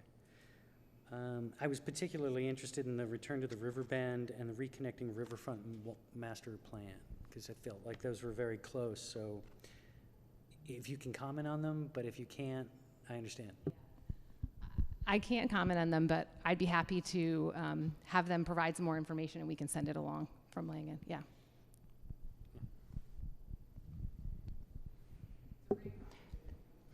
So you have a great group of people with a long breadth of experience. Have you all worked together before? The whole crew, not just the 4 of you, but everyone that's presented in your... Every single one of us on one team, no. But we've all worked together in various pieces. So we haven't, like, Oh, All, gotcha. Yeah. each consultant on a single project at a single time, no, but we've each worked together before on various different projects, sometimes multiple together, sometimes more. I think our GWO and theater have gone back 25 years, so, yep. Thank you. We're working with CES right now on a project at Summers. Okay. Manchester. Yep. With Bob. Yeah, we're starting a project right now with them in Manchester. Thank you. Yep. Scott, you mentioned the project in Lafayette, Louisiana. Yes. What challenges did you face there, which you would see us having to deal with here, being a coastal waterfront? The first thing was flooding, right, and the potential for flooding. And then we had two options. You can either build in a flood-proof manner and deal with the fallout from that. Means raising our electrical, right, lifting up a stage. We had one where they stage, because the view and the site naturally actually wanted the stage by the water. That would have been the cheapest option because the land flowed that way. But it wasn't feasible, right? The flooding actually would have been above what we could reasonably do for a stage. So we actually had to rotate it and then do a lot of work on the land to get it to have decent sight lines. That's one. All the underground infrastructure, especially if there is the potential for flooding, and there's ways to ameliorate that, but you have to pay very careful attention. And then site lighting, right, which we're gonna have site lighting, but also performance lighting, and how to combine performance lighting with site lighting for things like turning the lights on at the end of a show, turning them off, making sure you can control them so you don't have park lighting on distracting the artist, and all of those little things. And then one of the other things we had to deal with was, how do you put infrastructure, because the majority of these types of projects, it's an infrastructure project. A lot of the equipment can be rented, you can buy it later, you can buy it over time, but you have to get the infrastructure right day one. How do you do that in a way that's vandalism proof, and there are methods? How do you do it in a way where you can shield it, turn it off, or lock it up so people aren't out there using your power for whatever? And then where do you put some of the base infrastructure that you're going to need to run a pavilion? So there's going to need to be audio to some degree. Even if it's portable, you got to plug it in. There's going to be lighting. Where do you put that electrical equipment? So in the one in Lafayette, basically there's the stage, and there's a very small bar building behind it, like super cheap bar building, and then all of it's in there. We're conditioning one room and one room only because it is Louisiana, very hot and humid. So, but so we try to keep it very frugal, but at the same time, that stuff's got to go somewhere. So you're going to have the same issues. What was the cost of that entire? It's $3 million. $3 million. $3 million. That was infrastructure. Yep. And 3 minutes site work and a stage that's actually larger than what's shown here because of the artists who wanted to come in. Okay. They wanted to upsize it. So. Thank and you. because of the history of the site, it was really important that they didn't take that historic community and give them less than other communities who had similar amphitheaters being built. Thank you. So. You did a great job in keeping on the time. Thank you. On behalf of myself and the whole team, thank you so much. I started with this. This project is what we live for. So we very much appreciate your time and look forward to working with you on this. Thank you. Thank you very much.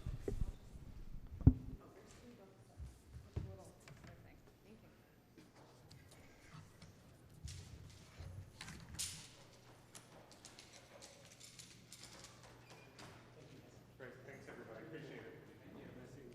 Take care.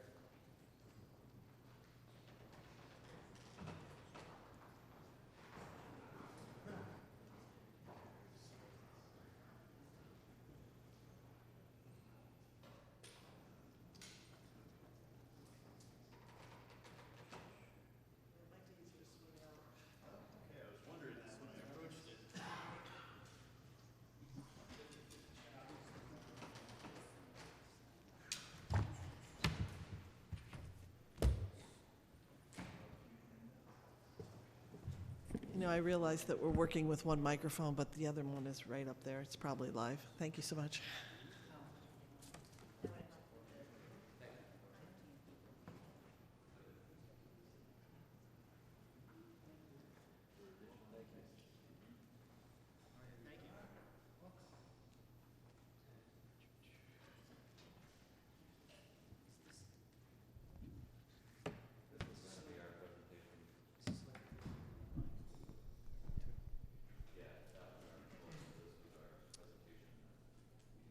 we got a little creative. So the two handouts, one is just a good takeaway. We use a lot of QR codes just to be able to make videos and fly through. Some of them are drone flights of built projects. Some of them are 3D videos. It's an easy and inexpensive way to scan on your phone, which people are doing at the airport pretty much every time they travel. So it's a way to distribute things to the community and conversations using digital technology. So we thought that would be helpful just to quickly get our skill sets out there. The second one is really an executive summary of the proposal. So we thought rather than walking through the proposal page by page, and since we couldn't do the slideshow, we came up with the idea that we'll flip through our presentation so you know, have a visual cue of what page we're on. And if you choose to do that, that's your leisure. If you just want to listen to our harmonious articulation of our ideas, also fine. So don't feel obligated. We wanted to make this very informal. Also, feel free to interrupt us. We like to create more of a conversation than a presentation. We'll try to keep it brief so that we have plenty of times for Q&A at the end. So if you want to wait for questions at the end or interrupt us, absolutely fine. And I'm glad you had a table because we were getting creative. Somebody else would hold it. We need the microphone, so we obviously overthought this. We understand that. The first thing I like to say is the three of us have been working together for over 2 decades. And not just once in a while, pretty much all the time. We were at Chuck's office in Shelton, Ty and Bond office before we came here, and we frequent projects together pretty much on a daily basis. My name is Daniel Granis. I'm out of the Connecticut office in Glastonbury. I do an awful lot of work in Fairfield. You might have noticed in the New York Times, our West Campus, which is the repurposing of the GE capital or headquarters, that got published in the New York Times yesterday. We also did the main campus renovations on the old Jewish home site, which renovated 15 acres, brought 860 commuters off the road, so less pollution in Fairfield, but also the savior of the embodied energy that was in that building. So if you haven't heard of us, those projects are kind of close by. And then we have, Chuck, you introduce yourself. Hello, I'm Chuck Croce, a professional civil engineer with Ty and Bond, located here in Connecticut. I kind of split my time between Middletown, Connecticut and Shelton office. In Connecticut, we probably have close to 60 engineering professionals, so we're pretty much all the services you can think of we have right here in Connecticut. And I've been working in the land use, land development field for some 30 years now. Thank you, Chuck. Hello, everyone. My name is Jeff Gaunt. I am a principal in the education studio at SLAM, and I have been working in education projects for over 20 years. We deal a lot of times with campuses, and so understanding the way in which open space and buildings work together seamlessly is really important to us. That's why Dan and I work together so much, almost every project. We were not able to bring with us today Alex Bagnall, who is from Kavanaugh and Tachi, and they are our theater designers, but we work with them on every single project that we do. One of our specialties is theater design, and the reason we like working with them is because they are top-notch in terms of technical aspects, but they're also really practical, so they understand what your needs are and can design around those. So a pleasure to be here. Thank you for having us. And as you probably know by our name, the SLAM Collaborative is something that we take very seriously. My focus is in landscape architecture and planning, but we're pretty much interchangeable. We're working together. We find if you design things from the inside out and the outside in at the same time, that's how we make places.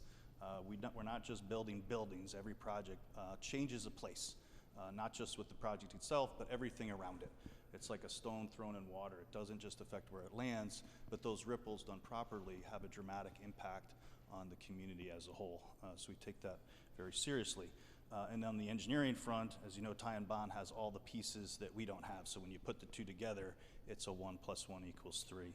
On this rather colorful page, I'm not going to list them all off, but we have a lot of in-house services. So structural engineering in-house, interior design, construction services is a big one. I like to say our estimators don't estimate once in a while. They roll out of bed every morning, exciting to do a cost estimate. God bless them. And they work with us throughout the process very early, and they know us as well personally. So if they see a mistake that we've made in the past, they're going to be very upfront to say, let's not go down that road again, and let's have those conversations. And we embrace healthy conflict within our collaborative practice. So we know each other. We have a lot of legacy clients. I have a lot of clients that we've been working for since I started at SLAM 23 years ago. We're still working for those clients today. We're very interested in creating a relationship with you, and if we're so fortunate, would love to be a trusted advisor with this very impactful project. So we're on the page stewardship for resources, and really that is what we believe in, and that is working with you to identify, you know, your needs and your wants, understand the parameters around the project. One is budget, one is scope, and the other is timing, and all of those things will be managed. We do have an in-house construction services team, so we are builders. As Dan mentioned, we have estimators, professional estimators on our staff, and we have an understanding of each other. There's a synergy there. We can build this project, we don't have to build this project, but either way, it's great to have that perspective of the marketplace, materiality, procurement. All of those things are critical these days, and so having those folks in-house that we can walk over to their desk and ask a question is important. We understand the full spectrum of those stewardship, and understanding, you know, all the different phases that they'll be involved with, understanding the different costs that are associated with any project. So it's critical that we have those in our team. The next page is really about our commitment to sustainability. We know that is a critical feature of any project, and we are part of a number of different initiatives within the state and nationally. We've done over 70 projects that have been certified through LEED. So we're extremely committed to this. We know that it's a big question, especially in this project as it relates to flooding and to stormwater management. Certainly having Chuck around for that is critical. So. Okay, the next page is about Ty and Bond, and just quickly, we're a 100-year-old plus firm. We have 500 professionals located in 13 offices throughout New England. And we have a wide range of services, like, as Dan said, really fit in nicely with what they don't provide, and we kind of complement what SLAM does. And the next page just shows the kind of services we do, you know, civil engineering, dams, geotechnical will be important on this site. Also want to point out site planning, transportation, and then coastal. We have a coastal practice, and seeing as this is on the Housatonic River, there's features to this that I think coastal is going to be critical to this site.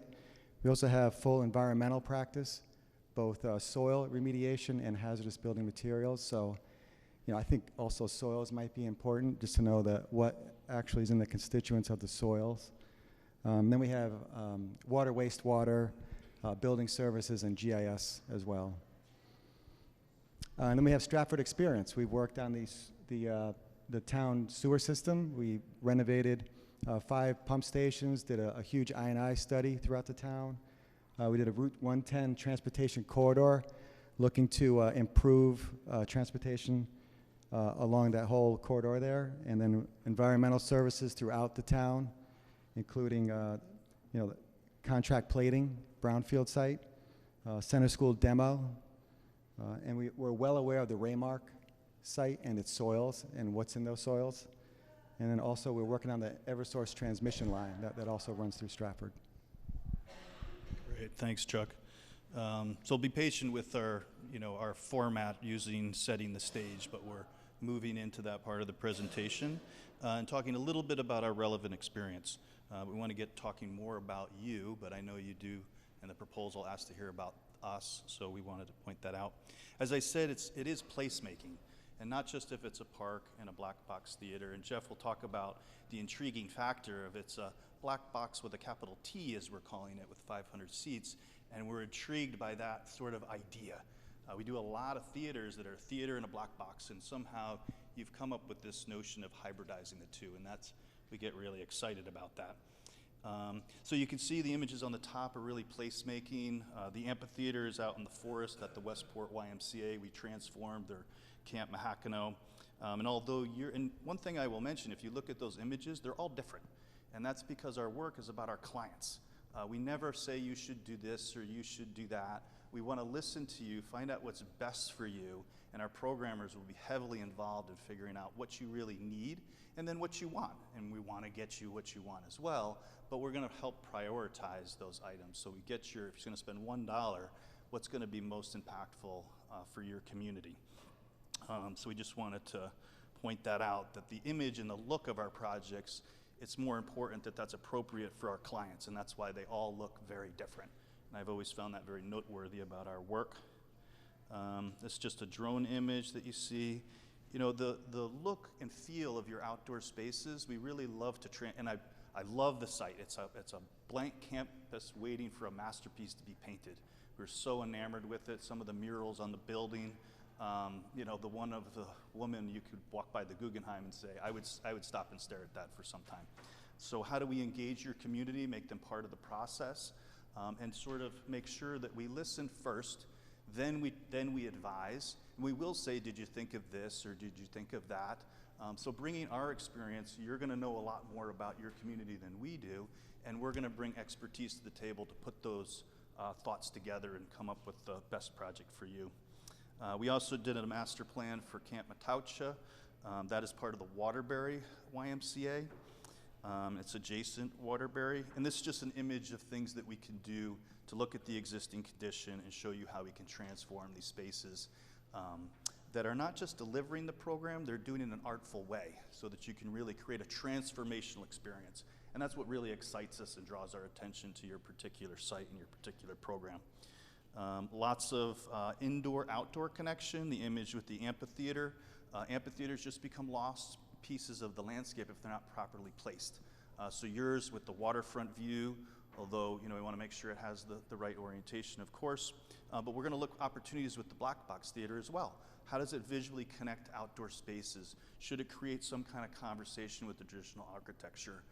We're working on with a project with the Gilman School, some really initial conceptual thoughts similar to what you just went through to create excitement for the project. Very similar idea with a very contemporary black box, which isn't really that black. Doesn't have to be black on the outside necessarily. And also adjacent traditional architecture. So how do you do that in a way that's artful and has a conversation that's appropriate, but also appropriately different for the use? So it doesn't have to mimic traditional architecture.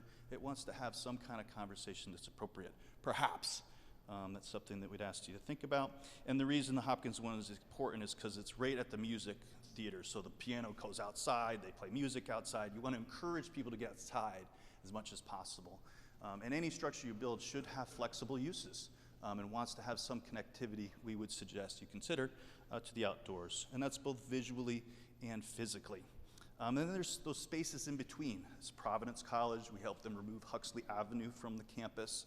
Similar thing that we did at the University of Notre Dame to create these spaces that are dominated by vehicles and make them feel like they're really owned by pedestrians. We call that the spaces in between.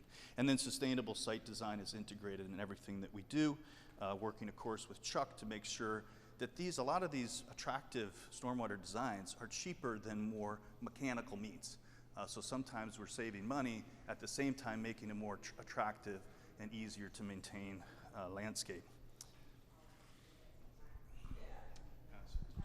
Thanks, Dan. So if we start to talk about the art spaces, one of the things that's really interesting to us about this project is you called it a black box, and yet it's a 550-seat theater. So what is black box to you? How do we define that? How do we work together to really understand what your goals are? We've done, as I mentioned, a number of different theaters, you know, whether it's 1,000-seat, is it 350-seat for a small high school where you can't really project, you know, so you want to keep it intimate, or is it a black box? And black boxes are really all about experimentation and being flexible and being able to paint the floor and then repaint it. And so, you know, that's one type of thing. A highly sort of polished and, you know, presentation theater is another. And so how do we merge those two? Those are questions we're going to want to ask you. What are the types of support spaces that you're going to need for this black box? How much storage are you going to need? Do you want fixed seating? Or do you want seating that you can retract or seating that you can put away in a storage area? Because That creates more floor space for flexible uses. One of the things that we did at University of Notre Dame is up in the right-hand corner here, and actually if we flip through a few more pages, is what we call a white box. And a white box is a little bit more refined black box, and it allows you to say, okay, we still want to be experimental, but we want to do it in a way that's a little bit more refined. Maybe we can introduce windows into a black box. You know, these days with shades that are full blackout and acoustic at the same time, we can do a lot of things that help to maintain the things that are critical to somebody who's doing a theater performance. But then the next day, someone's going to come in and say, we want to have a yoga class in here, and we would really love to have some natural light.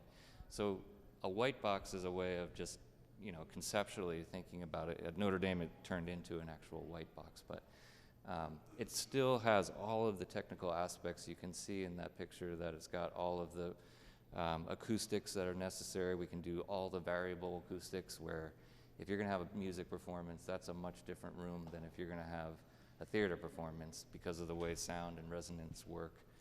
So you have to have that variable acoustic built in, but you can do it in ways that are artful and responsive. And as Dan said, you know, that's true on the inside, but even on the outside, we know you have a historic building that is adjacent to this, or maybe on the same site. How the two structures talk to each other is going to be a critical component of this project. Do we want to be more traditional? Do we want to break from that?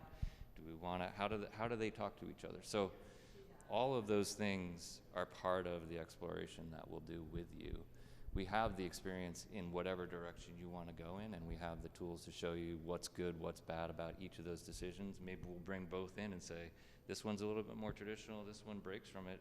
How do you feel about each of these? And then we get your feedback based on our expertise, and together we create the right vision, you know, or the right response to your vision. So all of those things are sort of captured in these pictures, and we can, like I said, we can do whatever direction you want to go in. But what we're seeing a lot these days is that theaters want to be flexible spaces, because we know you have to generate revenue, and having one sort of fixed type of building or space isn't going to do that for you. You have to be able to appease a lot of different people if you want to attract them all. Because if you want a super high performance theater, that would be great for that event, but then you won't be able to do any of the other things that you want to do that maybe different members of your community want to use the space for. So flexibility, flexibility, flexibility, and how do you do that, you know, using the tools that we have. So that's what we're really excited about this project,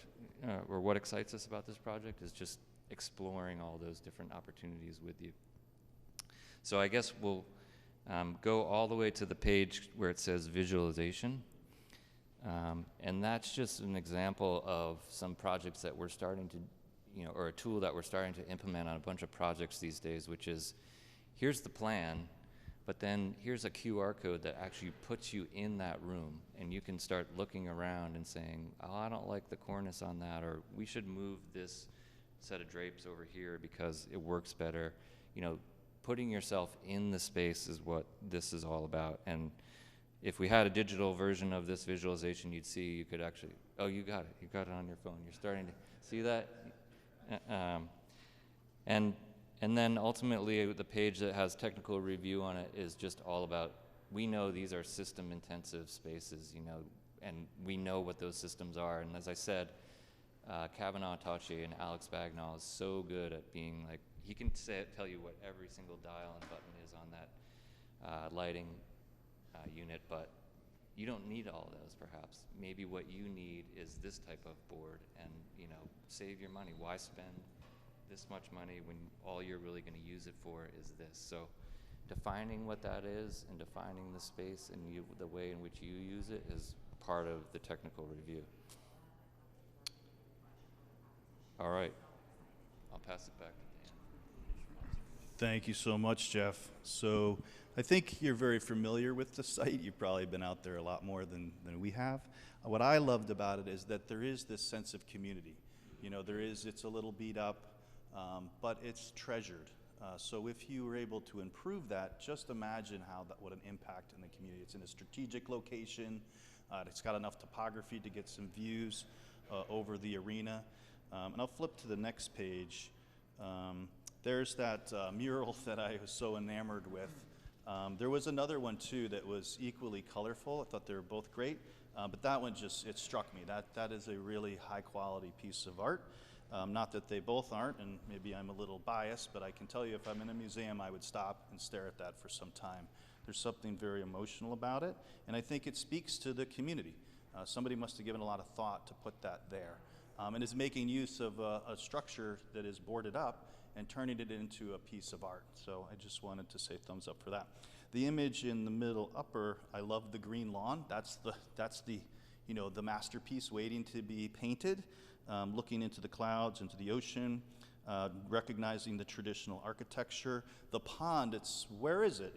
Then working with Chuck, we'll be able to make sure that we meet environmental requirements and create some really stellar views out to it. And maybe the placement of the building wants to be orchestrated to take views of the building. We know that there is an issue with accessibility on the existing building.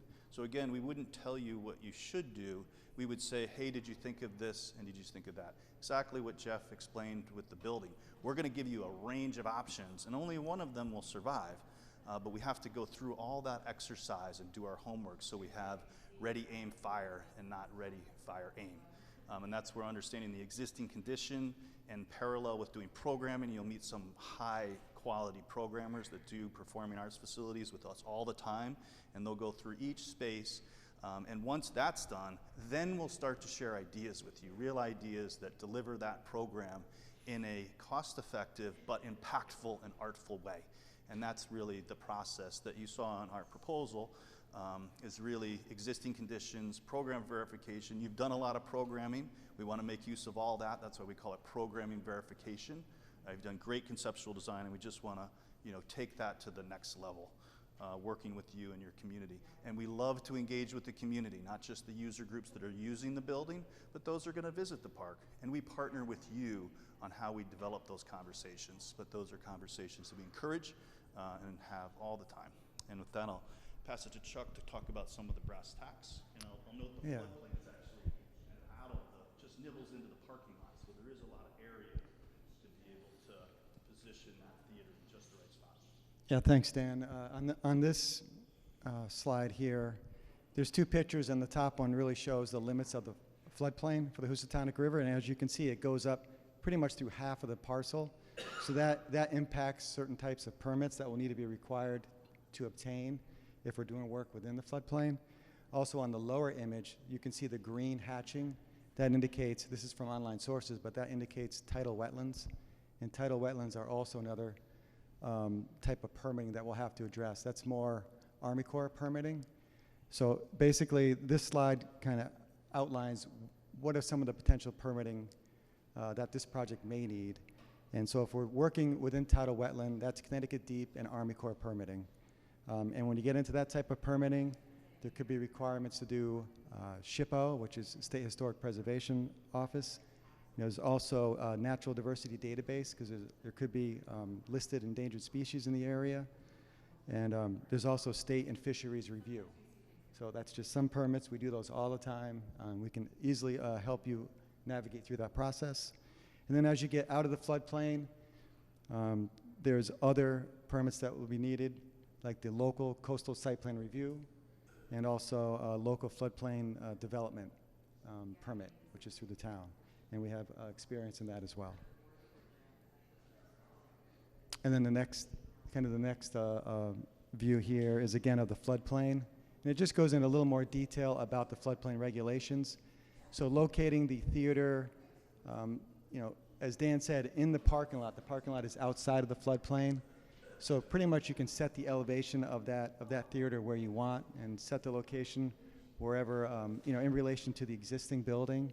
That makes sense. The permitting is a lot easier. But once we go down into the floodplain with that building, then there's requirements from the town and FEMA. But basically the town has the regulations where the first floor of the theater has to be above the 100-year flood elevation.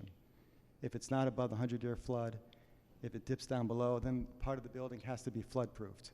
And that's much more expensive type of construction. The regulations do allow, if you put the theater into the floodplain, area that's below the first floor, that's in the floodplain, you're allowed floodwaters to flow through it if it's just storage and parking. But there is definitely some flood regulations to consider when siting the building. And we'll also work with Dan very closely and Jeff in the stormwater management to meet local requirements, Connecticut deep requirements, which they just came out with new manuals this year, and also incorporate low impact development stormwater techniques, which really become part of the landscape. Yeah, thank you so much, Chuck. Do want to make sure we leave time for questions, so we're going to wrap up. But I would point out that that's the key to working together, is we find out the problems early. Early problems are not problems because we can navigate them. Problems found late or questions not asked appropriately too late become a problem. So we were very good at navigating them early. We did a 100-acre land purchase with Yale New Haven Health with tie and bond. We educated them on the land purchase. Every permit you could possibly imagine was part of that purchase, and they used that to negotiate the price. So we just have an enormous amount of experience avoiding those unpleasant surprises at the end of the project because we know how to hunt for them early. We talked about engaging the community. We have all kinds of techniques that we use, not just technology, but games and sort of projects that we use. We might even put out a plan and say, what do you really like about the park? And sculptures, I think somebody's going to put that on the list. Those sculptures are fantastic. Things that we want to protect and preserve, and things that the weaknesses of the site, we want to flip those into assets rather than liabilities. So we'd love to open it up to questions. We have questions for you, but if we run out of time, that's fine. Of course, we want you to go first, and we're at your beck and call.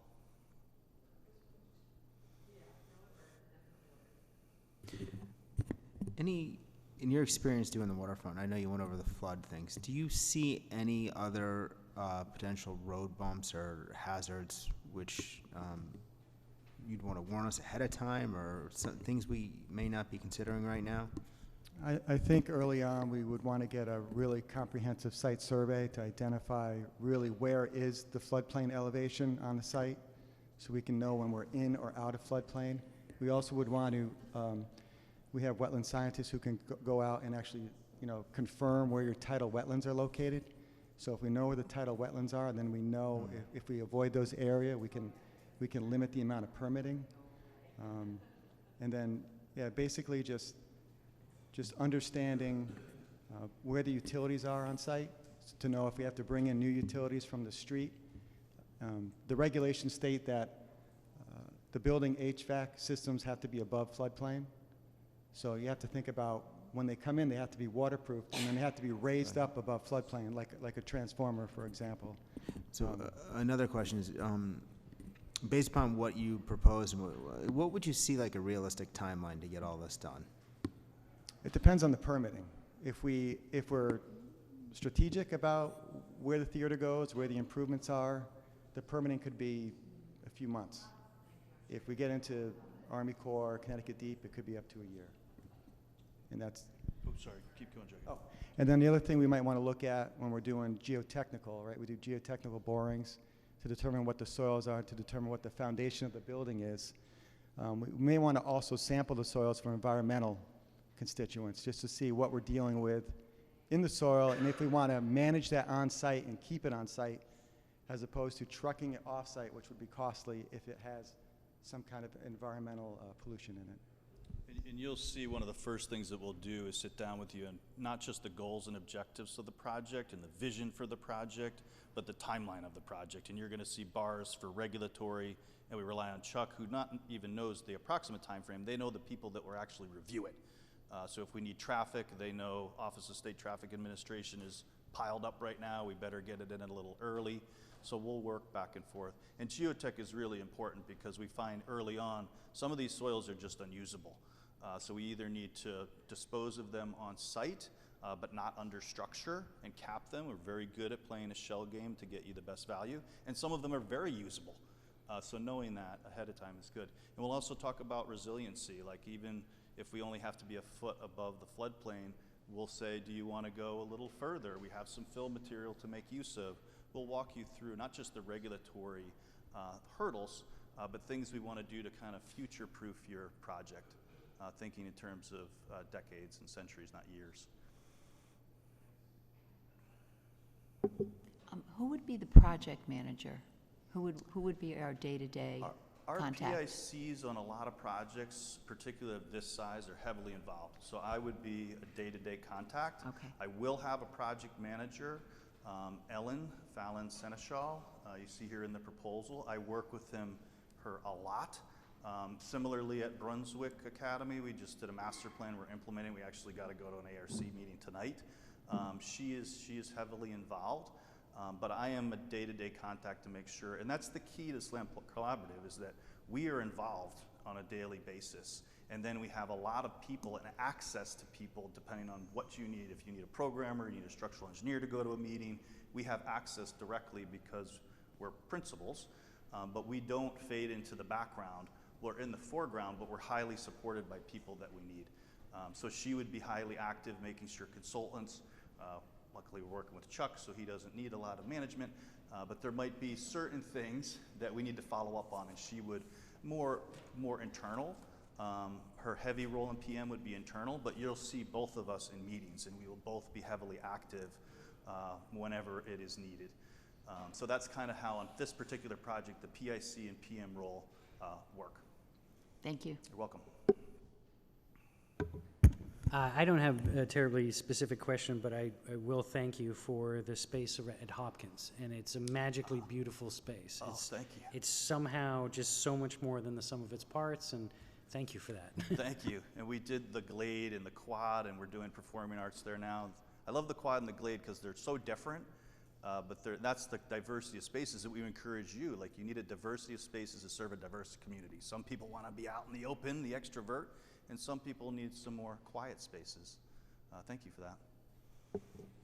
I agree with that comment too. I thought that was a good creative presentation there.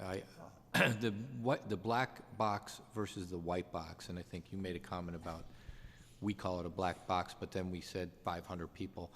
What's the typical size, and do you have a lot of experience with either black boxes or white boxes, and is one favored over another? So I think the idea of the white box is an evolution from the black box, but there is a difference in our mind between a true black box theater, which is typically 150, probably right around there, 150, 200 max for a black box, and it's much more experimental. You know, you often sit in the space rather than out in, you know, beyond a proscenium. And so it's more experimental, it's flexible, it's usually a flat floor. A theater is, you know, there's presentation, right? There's the proscenium, there's the lighting, and the, you know, I mean, procession. So when we heard black box, we were like, oh, okay, we know that. And then we heard 550 seats, we said, well, what is this, you know? So if it is truly a black box that's, you know, a little bit smaller and experimental, a white box is just an evolution of that says it can be more than just a theater space. And if you add the 550 seats to it, again, we're going to ask you questions about should they be fixed seats, or do you want to roll them back and actually use that floor space for something different?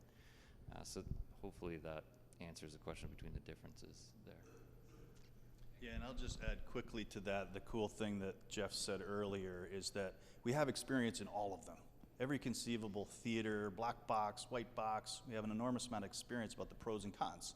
So that brings that to your attention so you could say, oh, that definitely is preferable, or we don't need that. We have the experience to show you options you should consider. We give you a gold star for not being bound by nomenclature. That's what really brought our attention, is you took a term and you added 500 seats. Well, that's fantastic. Like, that's a great idea, and what does that mean? And we're interested in helping figure out exactly what that is. Like, if we're inside that black box rendering, what does it look like? I think that's a very curious question to ponder and answer. So to answer your question, the 550 kind of morphed because it was really 300, 350. And that was truly a black box because the concept was for small performing groups, dance recitals, musical recitals, not having to go into the school, which has a beautiful theater as designed by George, that functions very, very well.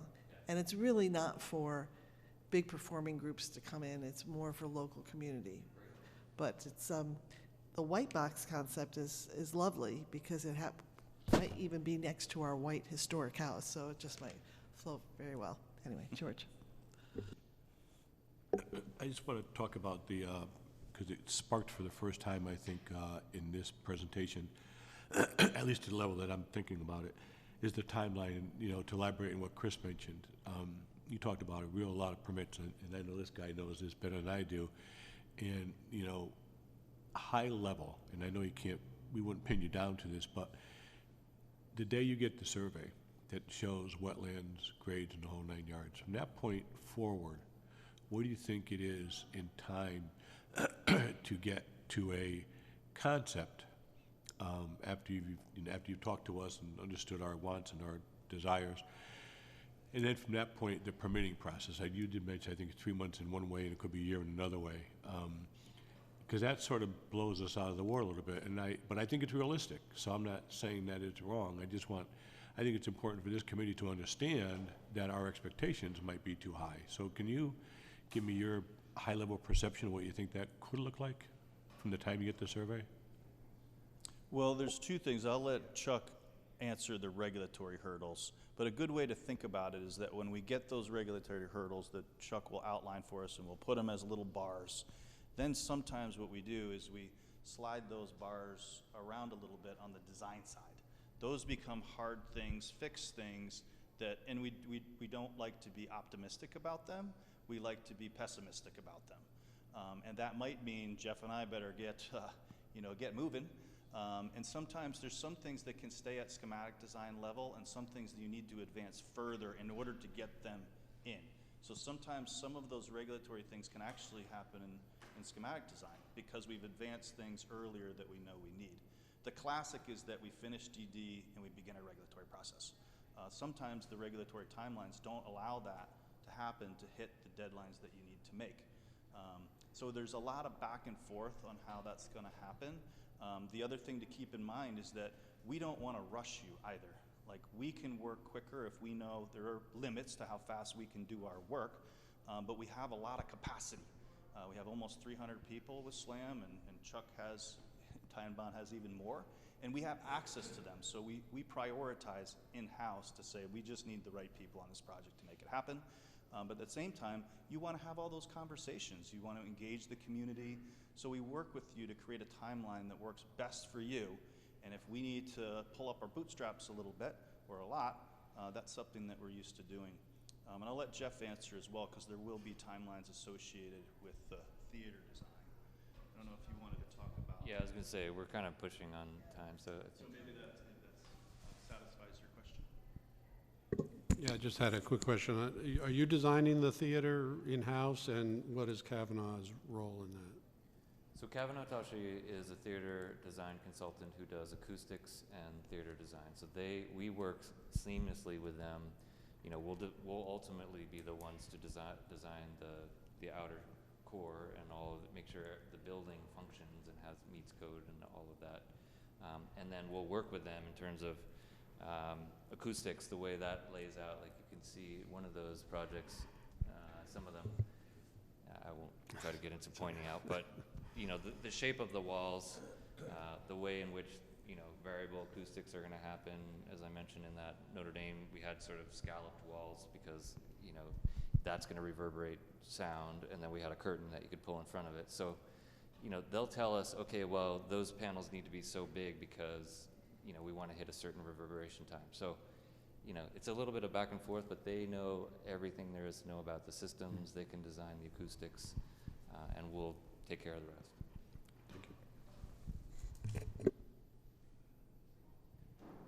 Well, thank you very, very much for being here. We appreciate your presentation. We appreciate your expertise. And as George said, some of the things that we didn't think about before, I thought it was really helpful that you brought to light. Thank you so much for your time. Thank you.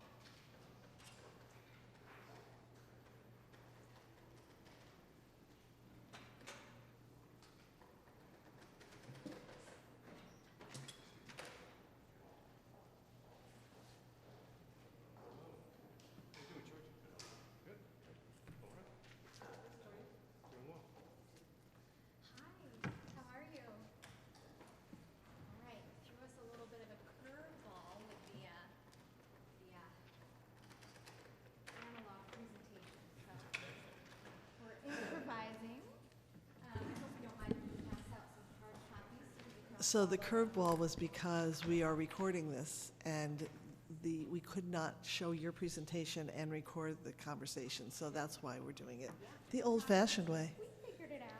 You have to throw that in the new design for the theater. Yeah, we're gonna actually put all of these over.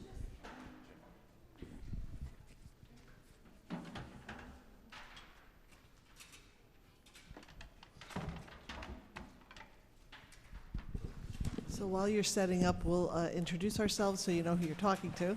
I'm Laura Hoydick. I'm the mayor of the town of Stratford. George Purr, I'm a chair of the RDA here in Stratford and principal of Via Visionary Interiors Architecture in Norwalk. I'm John Casey, the town engineer. Jim Benson, I chair the Economic and Development Community Commission here in Stratford. Tom Dillon, I'm a resident. I was on the last two committees that worked on the Shakespeare property, and I run the little market that is, happening at the property now. Mary Dean, Economic Development Director for the town of Stratford. Chris Timniak, Chief Administrative Officer for the town. And did you want us to use the microphones?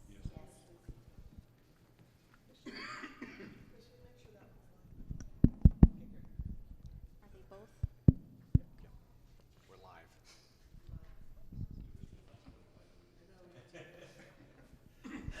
Should we just get started? All right, well, thank you for everyone for inviting us, shortlisting us. This is really, it's a special project, and it's special to me in particular. I mean, I live in Milford, but like right on the Stratford border, so I find myself in Stratford all the time, whether I'm losing a golf ball at, Short Beach, or at Birdie's getting some fish, or at Home Depot more than I ever want to admit. Stratford is really dear to me in a lot of ways. One of the things I wanted to talk, and you guys have all seen our the RFP, and you know who we all are, but something I want to stress about ourselves is that we, our firm and this group in particular, really, we specialize in creating creative and inspiring spaces that are built on who the people are that we're working with. That's really key to what we're doing. We don't come in with any preconceived notions of what the solution needs to be. And with that, I also want to introduce our team also. So we have an incredible team that we put together for this.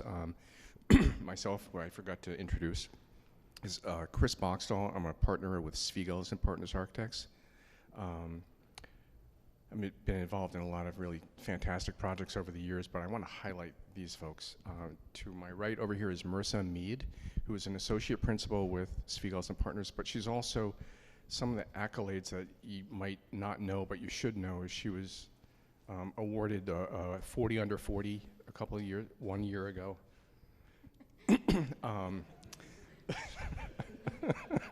I caught myself on that, yeah.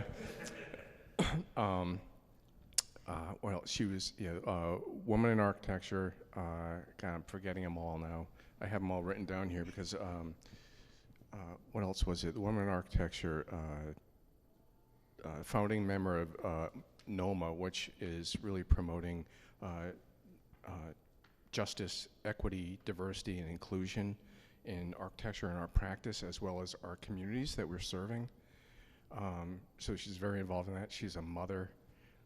She's an incredible artist, and she's also a fantastic architect. I could keep going, but I'm not going to.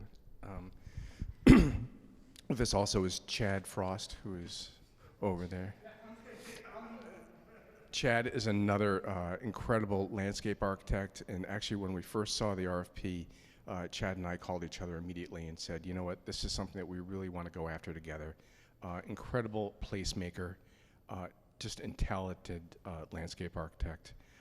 We also have Joe Lenahan with Fuss & O'Neill, who's civil, permitting, really kind of, I like to think he's the unsung hero of our team because he handles all the things that are kind of below the ground, things that people don't see, but he's probably one of the most important people on our team because he's going to be the first one in looking at all the infrastructure and all the sort of hidden traps that we might have. And last but certainly not least, Tony Foreman with I'm sorry, next stage. I had this all nailed earlier. And anyways, one of the things, we're very fortunate to have Tony, because Tony not only is, I think, one of the preeminent performing arts designers in the United States, but he's also been a performer, and he knows the audience also. So he comes at performing arts in such a different way as, what the performer wants to see, what do they need to see, and the audience, as well as the people who are running the facility. So, incredible talent here. One of the things we want to do off the bat is talk about our approach and how we approach these types of projects. I'll take that over. Can you guys hear me okay? I know that the echo is a little hard. So yeah, what we want to talk about is our holistic approach to a project like this. I think one of the notable things about all of our work is that none of our projects look the same. And that's because we approach each one looking at the unique history of the place, the unique site characteristics, and then we come up with something that could only be in that place. And this is that type of project. You really want it to be special, to feel like this could only be here. And looking at the whole site, we want to consider it from beginning to end, that entire experience, and think about it all together. We want to think about how it will engage all of the senses. So what will you see as you're coming in? What will you hear? What will you smell? And these are the types of things we like to think about right from the beginning, because they engage people, they draw people in.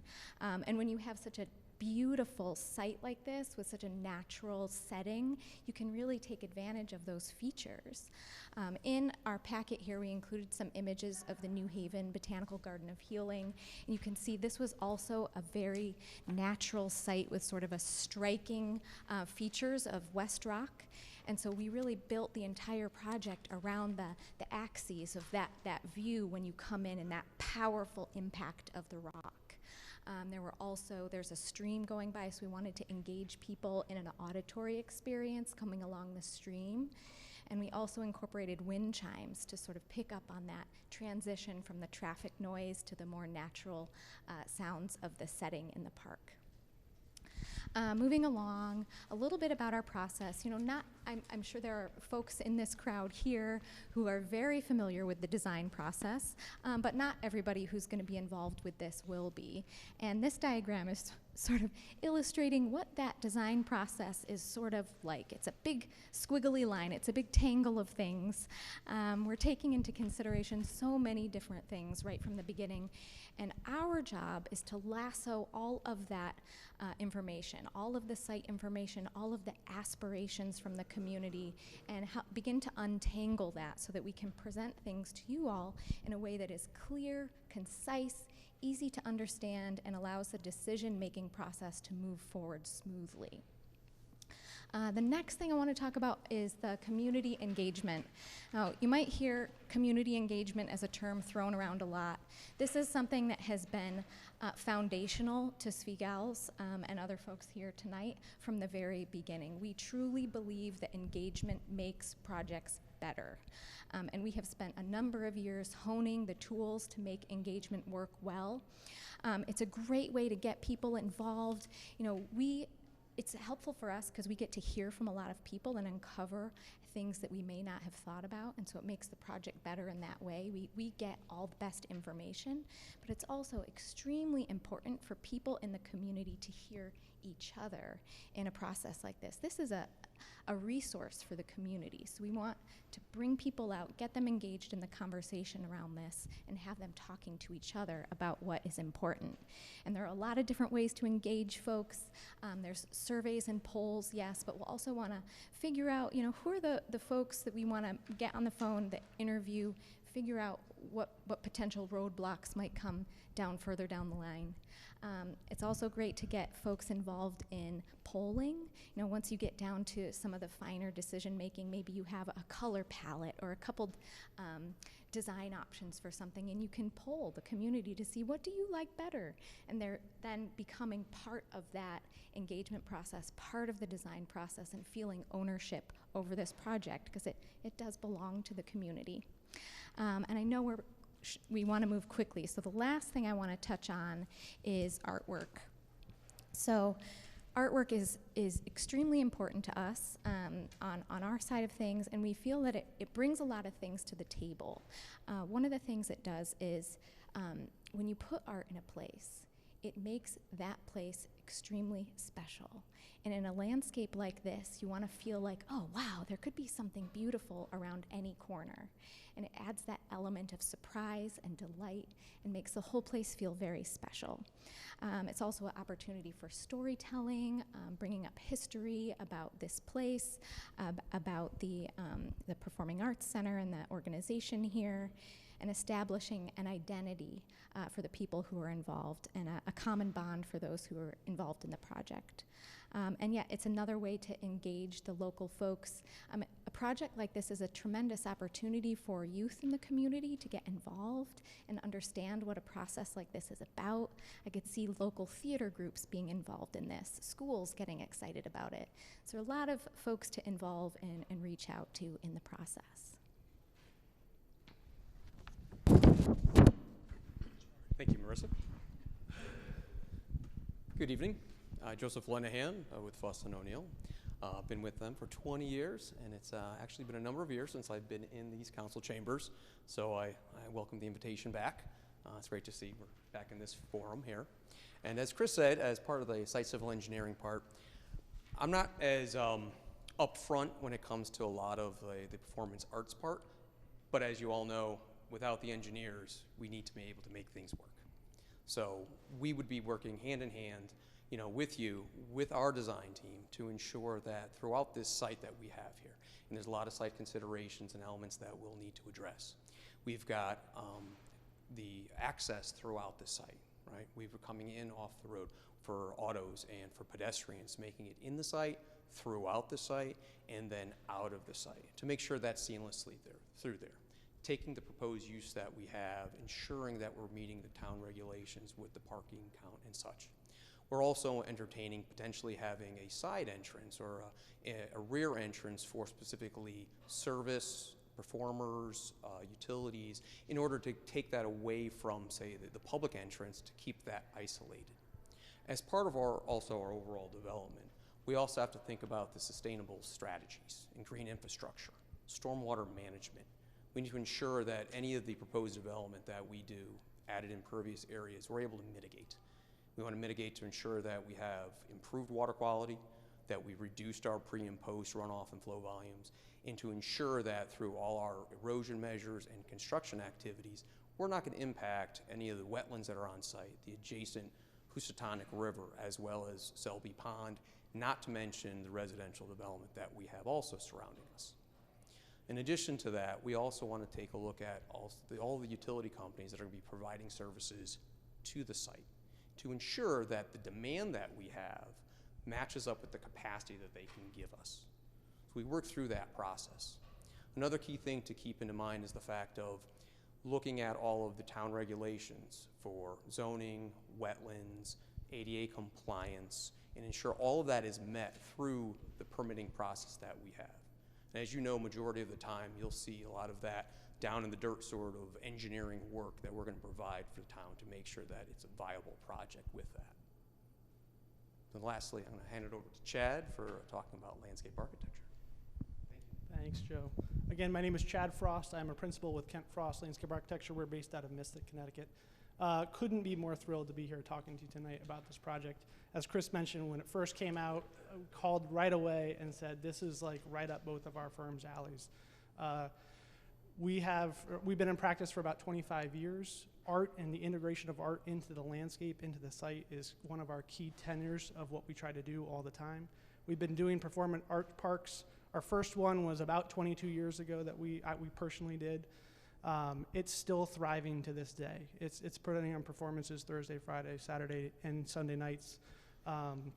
It's a mostly outdoor venue like this, and so we're really, that's what we've kind of cut our teeth on, and we really are excited about this. And then bringing in the rest of the art. So as you've seen through our qualifications, we do try to do things custom to each site, as Marissa talked about, really identifying, talking with you about what is custom about our location, this community, bringing that to the forefront so we can really tell a story through the art while creating places and things and amenities that really define this park. I'll also just quickly touch on performance spaces before handing it over. Again, how the space gets used, how you experience the space, how the public comes in and goes, how the performers come and go is so critical. All the services that on that previous slide, if you're following through the stage that we had done for Mansfield Center, it functions on a daily basis as just traffic flow for people to be able to walk through. That site specifically has to have so many different functions. When UConn wins the national championship, they get off the bus there. But yet when somebody wants to have lunch from the sandwich shop, it needs to be comfortable for them. And then when events come in and they do performances, it needs to work for them. And so we made what is really a very small site accommodate all of those uses by making it fairly easy for them to move around and change things. And then on our placemaking page there, you can see a project we're currently working on. Again, bringing in that flexible performance space so you can really make it adaptive. One of the things we've talked about as a team is how does this park function on a day-to-day basis when it's just a neighborhood park or community park versus on certain weekends when you might be having the market going on versus when you're doing really events. And how does it grow over time and evolve over time as you go from maybe just an outdoor performance venue to eventually this multi-purpose performance space and all the different needs that encompasses. So I'll turn it over. Thanks, Chad. Yep. This is such a great team because we've been trading ideas about all week, and now we're talking each other's language already. So it's a lot of fun. It's a challenge to design an outdoor performance space that works for you when it's not a performance space. So on this page that Chad pointed out, the lower right-hand corner, that's Marcus Garvey Park in Harlem that I worked on. And it's a park in Harlem. It's used 24/7. Before the renovation, it was used as a shelter. It was used to charge cell phones. It was used for all kinds of things that are not considered community engaging. And part of the goal of the renovation was to sort of keep this in good shape so that when they did, the park department put on a show, that the plug in the wall worked, and that the power was there, and that the stage, hadn't been burned down. So there are ways to do this, and we work hand in hand with Joe to say, yes, this is the lighting system, it's going to need this much power. Sound system is going to need this much power. And we look at it from a very holistic point of view as well, because here you're going to have a performing arts venue outdoors, and I suspect one of the things you may want to do is have a music event with an amplified band. So how we orient that building is going to depend on how few phone calls you get from the neighbors. So we have, we're going to keep that in mind. So it's circulation, it's front of house, back of house, all of that, the sun, the angle of the sun, and the wind.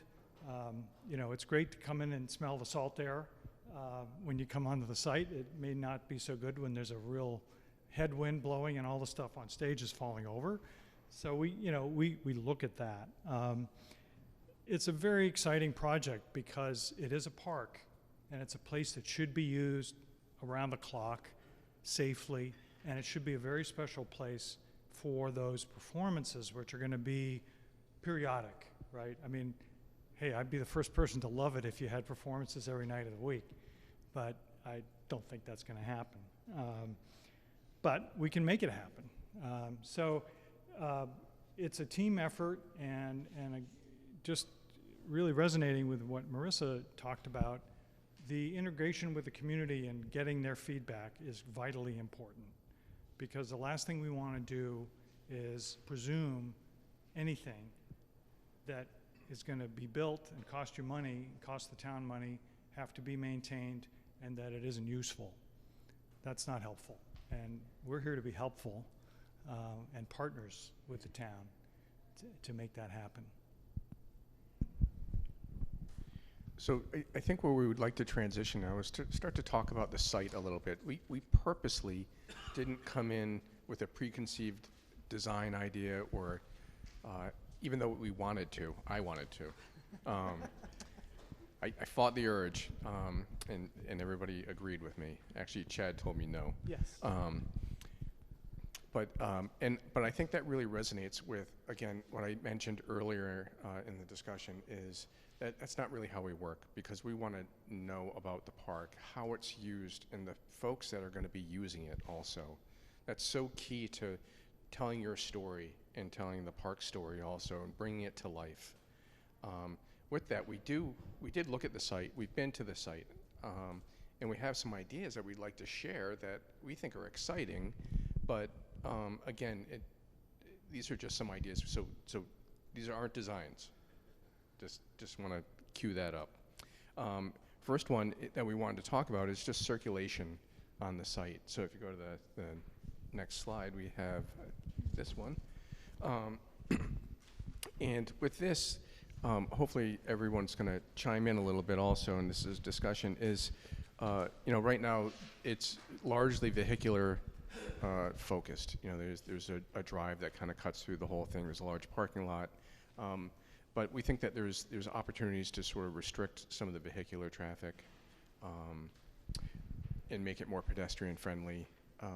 We think also the arrival and the entrance to the park is absolutely essential, and that sets the tone for everybody and everything coming onto the site, especially when you come down Elm Street, which is just incredibly charming, one of the nicest streets around, because the houses are set back and it's got this wonderful canopy. And then you have the garden that's right next to the entrance. I mean, it's just a really picturesque, and it sets the tone so that the gateway onto this site needs to echo and reflect what people are going to feel.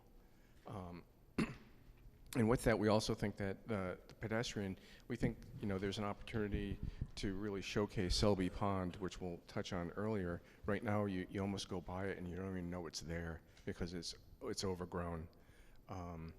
And just the idea of creating an art park that really allows people to explore the site also, versus just, going to single destinations.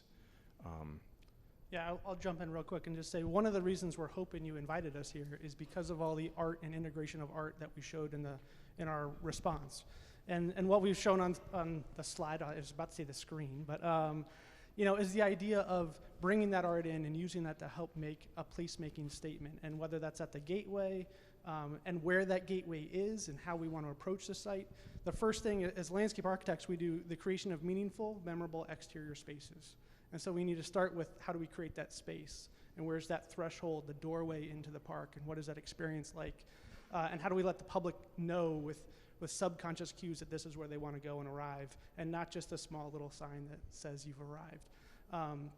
So the idea of large placemaking art, and is that what we use? And we want to have that discussion with you. If you like that, if you don't like that, how much of that do you want?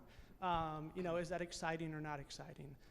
And then let that kind of bring you into the site. And as Chris mentioned, the circulation, right now when you go out on there's a lot of parking, there's a lot of roads, there's a little bit of grass, and there's some, the pond is beautiful, the marsh could be beautiful, the views are phenomenal.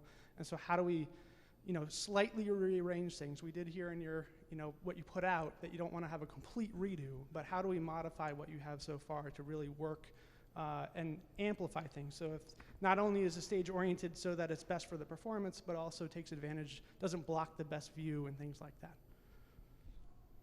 Yep. And the other thing is, obviously service, right. Maintenance, fire, ambulances, all that we have to serve all that. And then how do we do we're going to transition right over to the food truck area, is how do you do that so that it's a safe environment and yet it's shielded and that people want to go there, that they're excited to go there, but it's not surrounded by traffic. Right.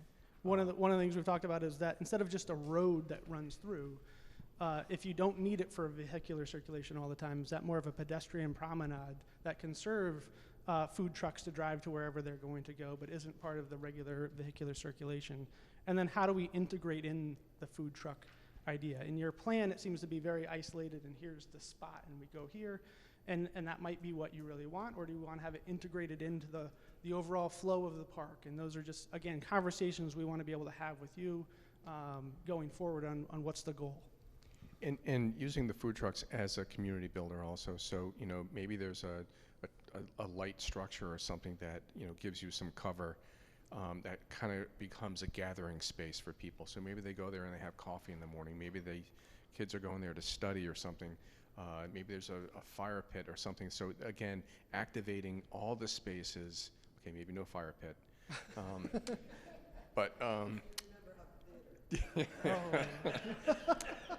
But but activating the the site again, so it's used 24/7 in all times of the year. All right, was that next? I think that's next. Pavilion Amphitheater? Yep. Okay, so the outdoor theater, actually I'm going to hand this over to Tony because I think he's going to tell us more about this better than I can. So these are just a couple of examples of, outdoor pavilions and keeping them wide open so that when they're not being used for a performance, kids can run around and it's not so high that if they fall off, they'll hurt themselves. Keeping them open during the day and then bringing in infrastructure, portable performance lighting, sound, when you need it. So, that's part of our conversation is, do you want to own all that gear or not? You want to rent it. There's a lot to be said for renting things like that because you don't have to maintain it. And when they go out of style, you just rent the new one. So having an indoor-outdoor flex space, and even when, the phase, whatever phase it is, where you decide to build a multi-purpose indoor theater, it can have an indoor-outdoor aspect as well. So that can be folded into the planning of where it's located, and maybe the outdoor part of it actually gets built first, and then you add on the building, and that will make it a year-round performance space, which would be tremendously exciting, but that's another magnitude of commitment financially. So we understand that. I think doing simple things to create place, to create focus, and acoustically for a performer to be able to project out, whether they're a voice or an instrument, to the crowd and for everybody to see well. Those are the ingredients that we'll try to mix in and come up with the perfect batter and bake it properly and give you the delicious cake of an amphitheater. Well, I don't know where I came up with that. I'd add a quick question. Have you built an amphitheater before? Or any kind of performance space like this? Yes. We haven't built outside space, performing space lately in town. We have gazebos and we have small outbuildings, but not. But not of this scale. No. Right. So I think just one of next door in Bridgeport. Yeah. One of the things that our team does bring is that experience to not only just build the structure, but also give you some guidance and ask the right questions through that design process. Because once you own it, who's going to operate it? And how do you run it? What we've found in all the communities we've done these is the ones that are the most successful have an organization that's set up and maybe even people employed by the town to run those and get the events going and all that sort of stuff that, again, we can bring that expertise. So we're asking the right questions. We're not just at the end of the day, here's your lean-to roof that you can put a stage on and you can plug a microphone in, but it's how do you, as a town, operate this facility when we turn over the keys and you're ready to use it. So we've talked a lot about outdoor space, and I know this might be a further phase, but we're well versed in doing indoor spaces, but bringing in daylight is something that's a wonderful thing to do, and it's not something to be afraid of. During performances of certain types, it's perfectly appropriate for music, for instance, but we also understand sometimes you want to make it dark to do a show for utilizing the lighting and other special effects to highlight them. So there's a way to do both. Knowing that a permanent building is a ways down the road, I don't necessarily think we need to dwell on it, but if you want to ask me questions at the end, that'd be great. So we can move. One other item I'd like to add to that is that the theater, we see this as a community resource. So it's not just a performing arts center. We see it being used for town functions, school functions. So there's going to be ancillary spaces that are going to be integrated into this. So it's not just a theater. It needs to serve multiple functional different uses, because like we said earlier, you know, you're not going to have a production every single day, so it's going to be useful all the time. So Chris, we're bumping up against time, and I know you wanted to talk about Selby's Pond, so maybe you can close with that, and then we could do the questions if that's okay. Perfect. Thank you.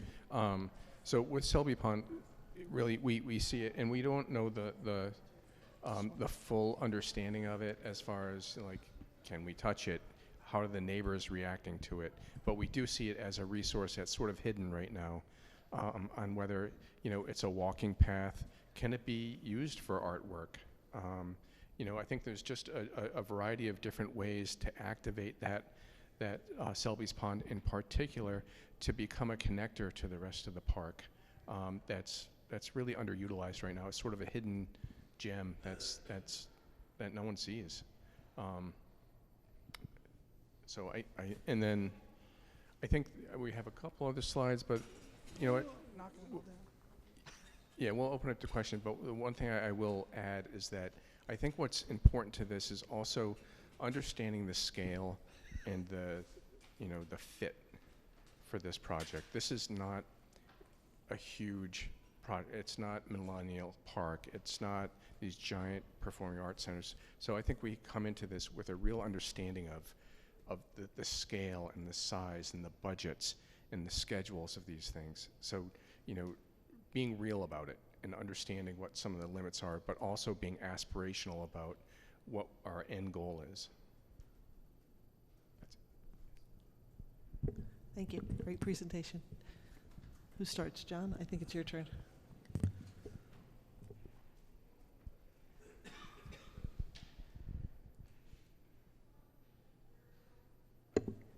No, I don't think I have any questions. Thank you. This has been a lot of fun for me because I'm usually over there, so it's been, I know what you guys are going through. But the other interesting part is that every time we've had somebody come up, something else comes to the foreground, and two things were mentioned that I'm just curious if you had any thoughts about it. One of them was mitigating sound. You know, didn't dawn on me until you mentioned it actually, is that's a problem because this is a pretty dense residential area. So, you know, how do you contain that sound? And then the other thing, I'll ask both my questions, and whoever wants to answer can answer. You know, years ago when Shakespeare was Shakespeare, I remember as a kid, cars would just line up for miles all throughout Stratford, and it would take 2 to 3 hours to clear the roads. That's because we have had traffic engineers, and nobody really cared about that. Nobody complained about that. That's not true today. And I forgot who mentioned it, but that could be a concern, is that what do we do from a traffic point of view? Those roads, as you saw, you know, are pretty narrow. We do have a couple of entrance and access points that we kind of spout in different directions, but I know you did some preliminary studies, Chris. Have you done any thinking about that? So those are my two questions, external site issues and sound external issues. It's absolutely a key issue, and I don't know if any of you are familiar with the Blossom Music Center outside of Cleveland, Ohio. It's a huge site, so I'm not comparing it, but they have mastered the traffic, and they do it with a lot of volunteers and some police, and they move barriers around in a very clever way, and it's a very planned out path for cars to come in and park and then exit, and that's certainly something that needs to be considered for this site. Want to talk about sound too? That was one of the things we talked about. The orientation sound, of yeah. that. I mean, project the sound out over the river, and it will dissipate there and bother the people who live on the other side of the river or the fish. Yeah, so it's just Chris, you know, and you know him, right? But that's a glib answer, but it is certainly something to be considered because all of these outdoor pavilions that are close to residential areas have this problem. And you certainly don't want to create that problem and face the phone calls and the emails. And that was basically the first thing that we noted when we looked at the plan that you have out was that orientation is putting all the sound towards the closest neighbors, and it's something we need to address for sure. I'll also just say to the circulation question and the traffic. So my office has been the master planner for the Mystic Seaport for the last 15 years. And you want to talk about hundreds of thousands of visitors that come through there. They all come in on a 2-lane road, Route 27. And when they put on big events, We have to get that traffic to flow in and flow out and deal with the state on all of that. When we first started there, the neighborhood hated the seaport because it's in the middle of that neighborhood. And now we've done enough public engagement with the neighborhood that they come out and support the projects that we're proposing. And most of those are larger performance spaces which were in there. And actually this weekend, they're running 3 different stages all weekend long with performance on all 3 stages throughout the campus. And we'll get that traffic flow in and out without it. Does it cause some congestion? Yes, but not like, you know, a football team getting out all at once. So we control that flow as much as possible, and we do the same here. And I would also note that, you know, there's almost a natural amphitheater in the park right now it's there. So if you put your stage down here and faced it out that way, it's set up for it already. Thank you very much for your presentation, but quick question. Tony, where are you from? Your firm is where? Next stage is based in New Haven. New Haven. I personally just relocated to a state a little further south. Okay. Would you be the one on this? I'm not bigger by heart. Yeah. Would you be the one I'll be the principal in charge, and we'll have one of our project managers in New Haven. Okay. Very close by. And Joe, you're from? We're from Boston, O'Neill. I was originally from Trumbull when I met with you a few years ago. We're now in New Haven. New Haven. Thank you. And you all have worked together, I assume, all of you. I know you're local, which is cool. No, I mean, this team, we've worked together for, over 20 years on various projects. And actually, that's one of the things I wanted to highlight is that when we were getting together and planning for this, I had so much fun just discussing and bantering and talking, because there was such an easy flow of connectivity between ourselves, because I think we all have the same goal and desire, and this can be fun. This whole experience can be fun, and we want it to be fun. It should be fun for you and ourselves. I really appreciated many of the comments you made, and just kind of to explore them a little bit more.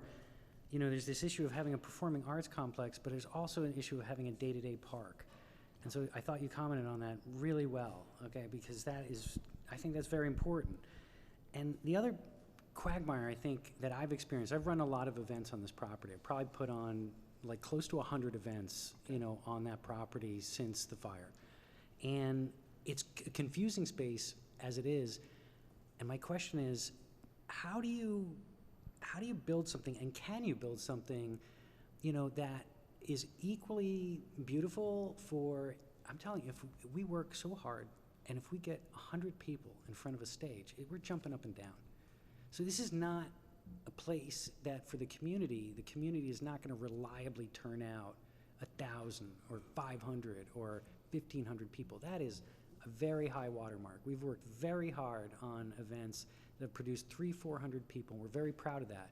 But in the space as it's configured, I got to just tell you, it looked a little ridiculous. It looked like this empty park and it just all this extra space. And so how do you balance that outdoor space to accommodate both things, you know, wonderfully? Our hope, and the reason we got so excited about this, is that it's not just a performance art, right? It is an arts park at the end of the day, and that 365 days out of the year, it is a beautiful, intriguing, inspiring place that the public wants to go to, as whether it's just a neighborhood park when people out walking their dogs in the morning, or kids coming out to play in the afternoon, or people driving in just because they want to take a stroll through this beautiful waterfront park. And then we integrate in that performance space and do it in a way that it doesn't just dominate the entire site. And all of the things that come with it don't dominate the site. The parking, the vehicular circulation, right? If you have the parking for Walmart out there because of that one big event a year, that park is not going to feel like a park. It's going to feel like a parking lot with a couple of trees in it. And so how we handle all of that infrastructure, and those first questions really become discussions with you when you're saying, you know, you've run different events of different sizes. It's really, well, what's your goal? How many people do you really reliably think you can put out there? What's the size of those events so that we can then tailor all of the amenities to that size and maybe, you know, project for some growth, but don't build something that's unattainable or that you can't possibly bring enough people in, but also allow for that future growth. So finding that right size, I think, is the first thing, and how big of a performance you want to put on, and how often. I'll follow up again because it's an important point. I hear that, but I also hear that that's focused in on the design is really aimed at a target audience. But what if we have a target audience that varies from 100 to 1,000? Perfect. You know, I'd go back to the store center as one where on a daily basis, most people might walk through there and not know that's a performance venue at all, right? And yet when a massive thing comes out and we shut some of the roads down and we, you know, bring in a lot of events and it's plug and play. The lights are ready, the speakers are ready, all that stuff is there. So very quickly it turns into a large performance space. Yeah, I'll follow up. You know, my son went to stores and noticed it and was like, that place is awesome. Good. And what I would say is I could talk for days on some of the details there, but everything we put in there was custom to Mansfield, to Store Center. There's theory behind all of it, even like the little flower trellises that we designed for there, custom made just for them based on some of the history of Mansfield and the very first silk mill in Connecticut. And they now use that, what we just designed as something to hold flowers on and have some structure in the winter as a nice piece of art, is now their logo for Store Center downtown Mansfield that they put on their letterhead and everything. It wasn't ever intended, but because it's become their iconic symbol, that's what they use. And we love to come up with, what is that iconic symbol for you? And is it at the gateway? Is it sprinkled throughout? So that, again, it becomes this art park that you can then put on performances on and figure out how to get the right scale for you to operate it. Can I just jump on that, because I get excited when you talk about it, the size of an audience. You know, when we build an indoor space, our prime goal is that it's intimate, that everybody feels connected to the performer and to each other. So to create an outdoor space that for a crowd of 100, that they feel that they're really in the action is wonderful. And it's, you know, then we make it expandable so that the sound system can expand, the seating, you know, if you have a sloped lawn, that's an easy expandable.